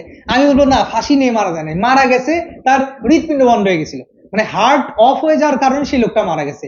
সে ফাঁসি দিক বা রেল লাইনে মাথা দিক, বডি দিক, সেটা সমস্যা নাই, অথবা 30 খাক, কোনো সমস্যা নাই। সে মারা গেছে কারণ তার হার্ট অফ হয়ে গেছে। হার্ট যতক্ষণ চলবে সে মারা যাবে না, কখনোই মারা যাবে না। হার্ট যতক্ষণ অন থাকবে ততক্ষণ সে বেঁচে থাকবে, হার্ট অফ হলেই সেই ব্যক্তি মারা যাবে। এখন মারা যাওয়ার অন্যান্য সহযোগী কারণ থাকতে পারে, ওই যে আমরা বহু কারণবাদ পড়েছি না, একটা ঘটনার পেছনে অনেক ধরনের কারণ আমরা জড়িয়ে দিতে পারি, কিন্তু আলটিমেটলি মেইন রিজনটা হচ্ছে হার্ট অফ হয়ে যাওয়া। তাহলে এখানে বিষয়টা হচ্ছে কি, কার্যকারণ নীতির উপর সিদ্ধান্ত নেওয়া হয়। হার্ট অফ হয়ে গেছে, এটা হচ্ছে কি মৃত্যুর কারণ, আর মৃত্যুটা হচ্ছে কার্য। তাহলে হার্ট অফ হওয়া হচ্ছে মৃত্যুর কারণ, আর মৃত্যু হচ্ছে কার্য। এটা বুঝছো কিনা? এই 4 নাম্বার বলি নাই নাকি? 4 নাম্বার বলি নাই বৈশিষ্ট্য? হ্যাঁ, আচ্ছা আচ্ছা, হ্যাঁ, আচ্ছা 4 নাম্বারটা শেষ করে আসি, 4 নাম্বারটা শেষ করে আসি। 4 নাম্বারে বলা হয়েছে আরোহণ মানে প্রকৃতি নিয়ম অনুবর্তিতা নীতির উপর ভিত্তি করে সিদ্ধান্ত নেওয়া হবে। কি করা হবে? প্রকৃতির নিয়ম অনুবর্তিতা নীতির উপর ভিত্তি করে সিদ্ধান্ত নেওয়া হবে। এখন এইটা কিরকম দেখো, প্রকৃতির একটা নিয়ম আছে, যেমন মনে করো সূর্য সবসময় পূর্ব দিকেই উঠবে, সূর্য সবসময় কি হবে? পূর্ব দিকেই উঠবে। এমন কি কোনোদিন দেখেছো যে সূর্য দক্ষিণ দিকে উঠছে? অনেকে দেখতেও পারো, তোমাদের মধ্যে অনেকে লিজেন্ড আছে ভাই, তোমরা দেখতে পারো, কোনো সমস্যা নেই। বা উত্তর দিকে উঠছে এরকম কিন্তু দেখা নেই, বা পশ্চিমে উঠছে এটাও দেখতে পারো নাই। আমরা সবসময় দেখি সূর্য পূর্ব দিকে উদিত হয় এবং পশ্চিম দিকে অস্ত যায়, পশ্চিম দিকে অস্ত যায়। এই যে একটা প্রকৃতির নিয়ম অনুবর্তিতা নীতি। আবার মনে করো এই যে মরণশীলতা, এটা একটা প্রকৃতির নিয়ম অনুবর্তিতা নীতি। প্রকৃতির একটা নিয়ম রয়েছে, ন্যাচারের একটা নিয়ম রয়েছে। একটা গাছ প্রথমে বীজ থেকে সুন্দরভাবে অঙ্কুরিত হয়ে একটা চারা গাছ হয়, তারপরে ধীরে ধীরে বড় হয়, সেটা ফল দেয়, তারপরে একটা সময় গাছটা মারা যায়। এই যে প্রকৃতির নিয়ম, এইটার উপর ভিত্তি করে মূলত সিদ্ধান্ত নেওয়া হয় আরোহ অনুমানে। মানুষের ক্ষেত্রেও সেম, মানুষের ক্ষেত্রেও সেম। ওকে, ওকে, ঠিক আছে। 5 নাম্বারও তো বলে দিয়েছি তাই না? 5 নাম্বারও কিন্তু বলেছি। এখন একটু 6 নাম্বার আসো ভাই, দেখো 6 নাম্বার বলা হচ্ছে আরোহ অনুমানে জ্ঞাত সত্য থেকে অজ্ঞাত সত্যে গমন করা হয়। মানে একটা জানা বিষয় থাকবে, একটা জানা বিষয় থেকে আর একটা অজানা বিষয়ে যেতে হয়। যেমন মনে করো একটা সিম্পল তোমাদেরকে হিন্টস দেই। মনে করো যে তোমার একটা ফ্রেন্ড ছেলে ফ্রেন্ড, ধরো ছেলে ফ্রেন্ড, আর একটা আছে তোমার ক্লাসমেটই মেয়ে ফ্রেন্ড। এদের মধ্যে মনে করো যে ভালো একটা বন্ডিং আছে, সম্পর্ক আছে, সেটা মনে করো যে রিলেশনশিপ ধরো সাপোজ। এখন এই রিলেশনশিপটা খুবই ভালো সম্পর্ক, কয়েকদিন ধরে পর্যবেক্ষণ করতেছো যে ও ওর চেহারা দেখতেছে না, ও ওর চেহারা দেখতেছে না, ও ওর কথা বললে পরে একদম তেলে বেগুনে জ্বলে উঠতেছে, এর কাছে যদি ওর কথা বলো সেও তেলে বেগুনে জ্বলে উঠতেছে। তখন তুমি বললা যে আসলে ঘটনাটা কি হয়েছে, এদের মধ্যে কি ঘটনাটা কি ঘটলো? তখন তুমি কি করবা? একটা জানা সত্য বের করবা যে ওই ছেলেটা তো ওই দিন দেখছিলাম ওই পার্কের মোড়ের একটা কফি শপে আর একটা মেয়ের সাথে বসে কফি খাইতে। এইটা হয়তো বা এই বান্ধবী জেনে গেছে, এই জানার কারণে, এটা একটা জানা সত্য। তখন তুমি আইডিয়া করলা কি যে এই কারণেই মূলত তাদের মধ্যে সম্পর্কটার অবনতি হয়েছে। তুমি কিন্তু সঠিক জানো না, বাট একটা জানা সত্য আছে যে এইরকম ঘটনা ঘটেছে। তাহলে এইখানে একটা সিদ্ধান্ত কিন্তু আমরা নিতে পারি যে এই কারণেই হয়েছে। এটা হচ্ছে জ্ঞাত সত্য, আর একটা হচ্ছে অজ্ঞাত সত্য, যে এই কারণেই হয়েছে। বুঝতে কিনা? আশা করি বুঝছো। ওকে, এরপরে 7 নম্বরে আসো, বলা হচ্ছে আরোহ অনুমানে আরোহমূলক কুলম্বন থাকে। এই কথাটা কিন্তু আমি বলছিলাম, ইন্ডাকটিভ লিপ, এটা কিন্তু আসতে পারে পরীক্ষা, এটা খুবই ইম্পর্টেন্ট, খুবই ইম্পর্টেন্ট, এটা মনে রাখো, এটা কিন্তু খুবই ইম্পর্টেন্ট, ঠিক আছে? ইন্ডাকটিভ লিপ অর্থাৎ আরোহমূলক উল্লম্ফন। ওই যে বলেছিলাম সারা পৃথিবীতে 820 কোটি মানুষ আছে। এখন তুমি বললা রিনা হয় মননশীল, বিনা হয় মননশীল, বিশাখ হয় মননশীল, সুমন হয় মননশীল, রহিম হয় মননশীল, করম হয় মননশীল, অতএব সকল মানুষ হয় মননশীল। তুমি কিন্তু 820 কোটি মানুষকে এইখানে আনতে পারো নাই। কি করেছো? তুমি কি করেছো? মাত্র 5 জন বা 10 জনকে এখানে নিয়ে এসেছো। এই 10 জনের উপরে ভিত্তি করে তুমি বললা যে সকল মানুষ হয় মননশীল। এখানে একটা জাম্প করা হয়ে গেছে না? ওই যে তোমরা ছোটবেলায় যখন প্রাইমারি স্কুলে পড়তা অথবা হাই স্কুলে অনেকের হয়ে থাকে, ওই যে হাই জাম্প জাম্প খেলা হয় না, লাফ দিত, অনেক দূর জাম্প করে যাইতো, কে কার থেকে বেশি দূর জাম্প করে যাইতে পারে। ঠিক এইরকম জাম্প করে যাওয়া হয় এই আরোহ অনুমানে। কারণ সব মানুষকে তো আমাদের আষ্টবাক্য হিসেবে আনা সম্ভব না, কয়েকজনকে আমরা পর্যবেক্ষণ করে একটা সার্বিক সিদ্ধান্ত গ্রহণ করে ফেলি বা গঠন করে ফেলি, ঠিক আছে? তাহলে এটা আমরা বুঝলাম, আরোহমূলক কুলম্বন, এটা কিন্তু বুঝলাম। আচ্ছা, এরপরে 8 নম্বরে দেখো কি বলা হয়েছে। 8 নম্বরে বলা হয়েছে আরোহ অনুমানের সিদ্ধান্ত আশ্রয় বাক্য থেকে বেশি ব্যাপক হয়। আশ্রয় বাক্য হচ্ছে কম ব্যাপক, ওগুলো তো বিশেষ বিশেষ থাকে। আর সিদ্ধান্ত সবসময় বেশি ব্যাপক হয়, মানে সংখ্যার দিক থেকে বেশি হয়, সংখ্যার দিক থেকে বেশি হয়, এটা মনে রাখতে হবে। তাহলে মোটামুটি এই হচ্ছে আমাদের আরোহ অনুমানের বৈশিষ্ট্য। এখন একটু প্রকারভেদ নিয়ে কথা বলি, দেখো আরোহক অনুমানকে যুক্তিবিদ মিল প্রথম তিনি 2 ভাগের কথা বলেছেন। আরোহ অনুমান 2 প্রকার, কি কি একটু খেয়াল করো। আরোহ অনুমান হচ্ছে 2 প্রকার, একটা হচ্ছে প্রকৃত আরোহ। এই আরোহ অনুমানকে ভাগ করেছেন 2 ভাগে ভাগ করেছেন কিন্তু যুক্তিবিদ জে.এস. মিল একজন ব্রিটিশ লজিশিয়ান, যুক্তিবিদ। জে.এস. মিল মানে হচ্ছে জন স্টুয়ার্ট মিল। তিনি কি করেছেন?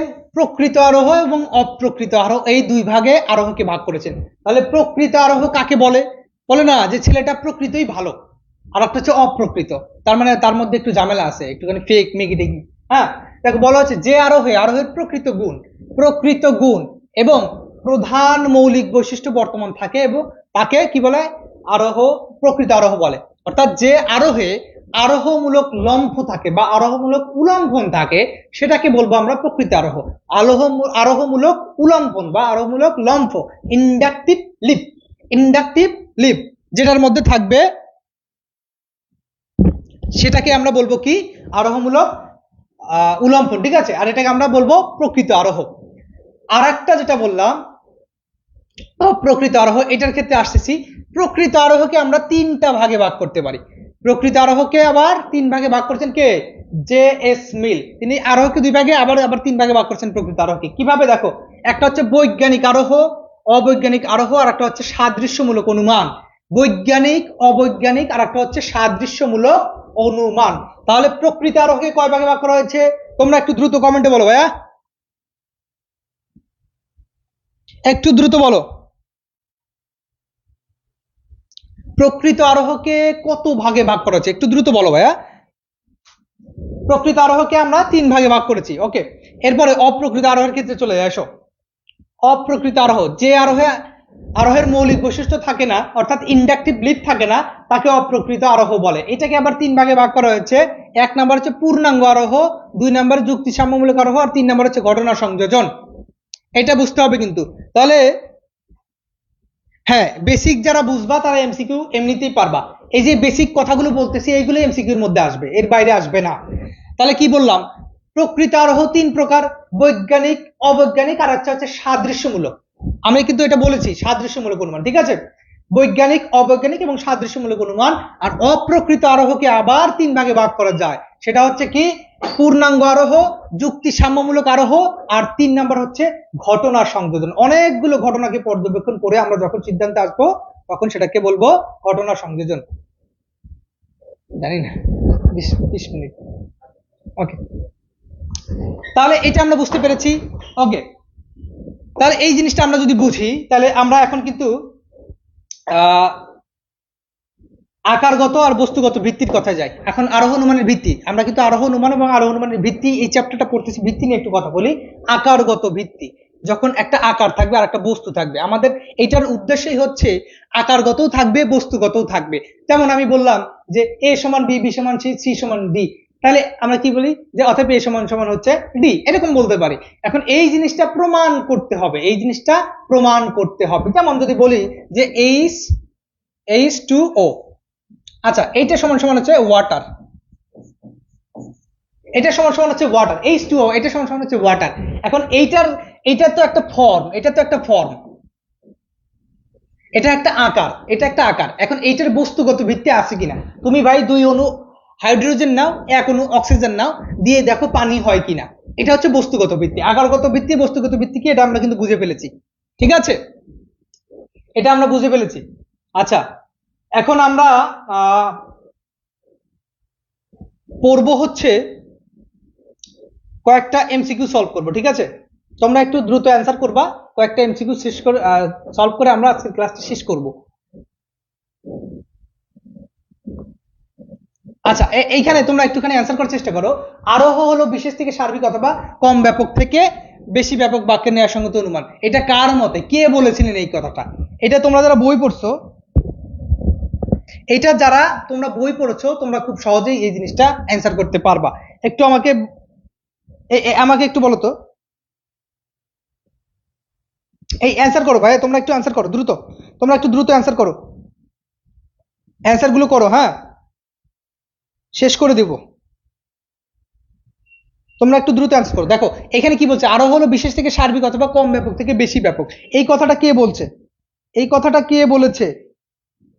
একটু দ্রুত অ্যান্সার করে জানিয়ে দাও, এই কথাটা কে বলেছে? সবাই একটু দ্রুত অ্যান্সার করো ভাইয়া, সবাই একটু দ্রুত অ্যান্সার করো।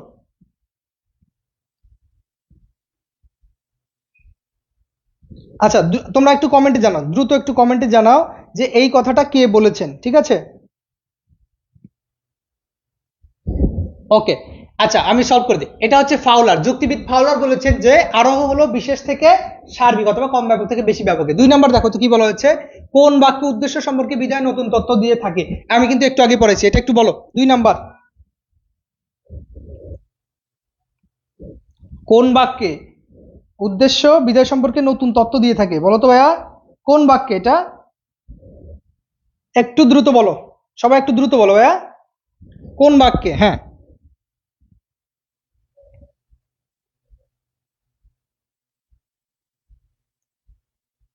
একটু দ্রুত জানাও, আমাদের অ্যান্সারটা একটু দ্রুত জানাও। আচ্ছা, একে ঘ লিখছে, দুয়ে দুয়ে দুয়ে দুই অ্যান্সার করো, দুই অ্যান্সার করো ভাইয়া, দুয়ে দ্রুত, দুই একটু দ্রুত অ্যান্সার করো।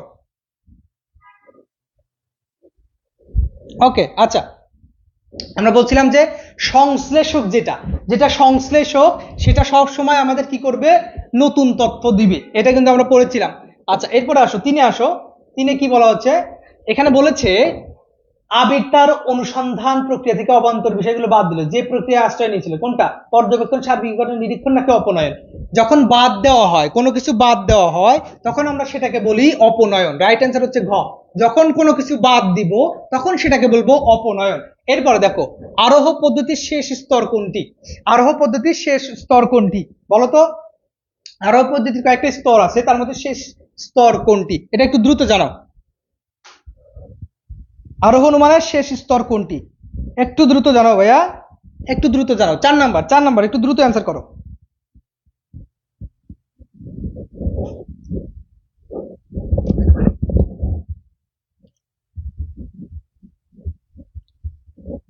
আচ্ছা আমি করে দিচ্ছি, হ্যাঁ। দেখো এটা হচ্ছে আমাদের যে পরীক্ষণ, যেটা পরীক্ষামূলক সমর্থন। আমরা সবসময় কি করব, একটা জিনিস হয়ে গেলে সেটা পরীক্ষা করে দেখবো যে ঠিক আছে কিনা। এরপরে 5 নাম্বার একটু দেখো, 5 নাম্বারে অ্যান্সারটা করার চেষ্টা করবা। আরোহ অনুমানের সিদ্ধান্ত নিশ্চিত হয় কিসের উপরে বলতো? কার্যকর নিয়ম, বাস্তব অভিজ্ঞতার ভিত্তিতে, প্রকৃতি নিয়মানুবর্তিতে। কোনটা হবে বলতো? রাইট অ্যান্সার কোনটা? 5 নাম্বার, দ্রুত সবাই দ্রুত কমেন্টে জানিয়ে দাও 5 নাম্বারে কোনটা হবে, দ্রুত।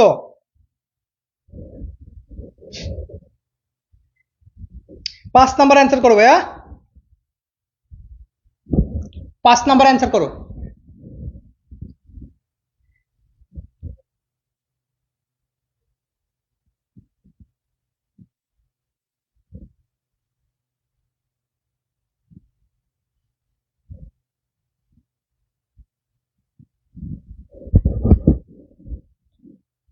ওকে, তোমরা ইয়া করছো না। ওকে, দেখো আরোহ অনুমানের সিদ্ধান্ত নিশ্চিত হবে সবসময় প্রকৃতি নিয়ম অনুবর্তিতা মানতে হবে, বাস্তব অভিজ্ঞতা থাকতে হবে এবং কার্যকর নিয়ম থাকতে হবে। তার মানে আমাদের রাইট অ্যান্সার হচ্ছে ঘ। তিনটাই, এখানে তিনটাই থাকবে, এটা মনে রাখতে হবে। আচ্ছা, আরোহ অনুমানের উপর অনুমানে আমরা উপনীত হই জানা থেকে অজানায়, কাছ থেকে দূরে, বিশেষ থেকে সার্বিক। কোনটা বলতো? আরোহ অনুমানে কোন কোন বিষয়গুলো সত্য? এখানে তিনটা অপশন আছে, কোনটা সত্য বলতো? দ্রুত অ্যান্সার করবে, হ্যাঁ। আরোহণ মানে আমরা কোথা থেকে কোথায় উপনীত হই, জানা থেকে অজানায়, কাছে থেকে দূরে, নাকি বিশেষ থেকে সার্বিকে, কোনটা হবে? একটু দ্রুত অ্যান্সার করে জানিয়ে দাও। আচ্ছা তোমরা অনেক স্লো হয়ে গেছো। ওকে, আমি সলভ করে দিচ্ছি। আমরা জানি আরোহণ অনুমান থেকে জ্ঞাত থেকে অজ্ঞাত যাওয়া, মানে হচ্ছে জানা থেকে অজানায় যাওয়া, এটা রাইট। কাছে থেকে দূরে, এই কথাটা আমাদের দরকার নাই। বিশেষ থেকে সার্বিক, বিশেষ বিশেষ থেকে তো সার্বিকে আসে, তার মানে কি আমাদের 1 ও 3। রাইট অ্যান্সার হচ্ছে খ। রাইট অ্যান্সার হচ্ছে ক। একটা সংজ্ঞা বিশ্লেষণ করেই কিন্তু দেখো আমরা এই এমসিকিউটা সলভ করতে পারলাম। এরপরে আসো, রূপগত ও বস্তুগত সত্যতা। অর্থাৎ রূপগত মানে আকারগত, আর বস্তুগত সত্যতা পাওয়া যায় যে অনুমানে। উভয় প্রকার উভয় প্রকারের উভয় প্রকার সত্যতা পাওয়া যায় কোথায়? আমরা কিন্তু এটা পড়েছি। আরোহ অনুমানে পাওয়া যায়, অবরোহ অনুমানে শুধুমাত্র আকারগত সত্য, তার মানে এটা না। প্রকৃত অনুমান তো আরোহ অনুমানের অংশ, তার মানে এর মধ্যেও পাওয়া যাবে। সুতরাং 1 ও 3, 1 ও 3 আছে খ, তার মানে রাইট অ্যান্সার হচ্ছে আমাদের খ। এরপরে একটা উদ্দীপক আছে, দেখো একটা উদ্দীপক পড়ো। নাফিস একদিন সার্বিক সত্য প্রতিষ্ঠার লক্ষ্যে আরোহ অনুমান প্রক্রিয়া বিভিন্ন ধাপ গ্রহণ করলো, সে সর্বপ্রথম প্রকল্প প্রণয়ন করলো, ঠিক আছে? আচ্ছা, সর্বপ্রথম কি করলো? প্রকল্প প্রণয়ন করছে। তারপরে এখন কি আছে দেখো তো, একটু খেয়াল করো। হ্যাঁ, তারপরে তারপর সার্বিকীকরণ এবং সর্বশেষে সিদ্ধান্তের পরীক্ষামূলক সমর্থন দিল, কিন্তু তার অনুমান সঠিক হলো না। নাফিস আরোহ অনুমানের কোন ধাপকে বাদ দেওয়ার কথা দেওয়ায় তার বিষয়টা সঠিক হয়নি বলতো? সব কিছুই করেছে, প্রকল্প প্রণয়ন করেছে, সিদ্ধান্ত গ্রহণ করেছে, তারপরে পরীক্ষামূলক সমর্থন করেছে, কিন্তু একটা জিনিস করে নাই, সেটা হচ্ছে নিরীক্ষণ। এই নিরীক্ষণ করে নাই, যার কারণে এটা রাইট হয় নাই। ঠিক আছে, নিরীক্ষণ করলে তারপরে এটা রাইট হয়ে যাইতো। তাই এটা বোঝা গেল? ওকে, এরপরে এরপরে আসো।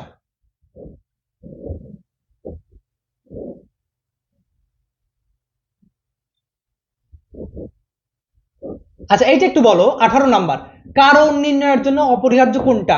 কারণ নির্ণয় করতে গেলে, কারণ নির্ণয় করতে গেলে আমাদের কোনটা অপরিহার্য? কারণ নির্ণয় করতে গেলে আমাদের কোনটা লাগবেই, এটা ছাড়া হবেই না কারণ নির্ণয়ের ক্ষেত্রে, বলো তো, দ্রুত বলো ভাইয়া। এটা হচ্ছে 18 নাম্বার।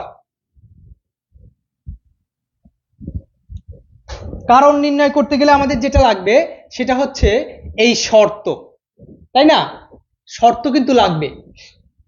কারণের কিন্তু ক্ষেত্রে আমরা সবসময় কি পাবো? শর্ত পাবো। ঠিক আছে, 18 নাম্বার, তোমরা একটু দ্রুত অ্যান্সার করো।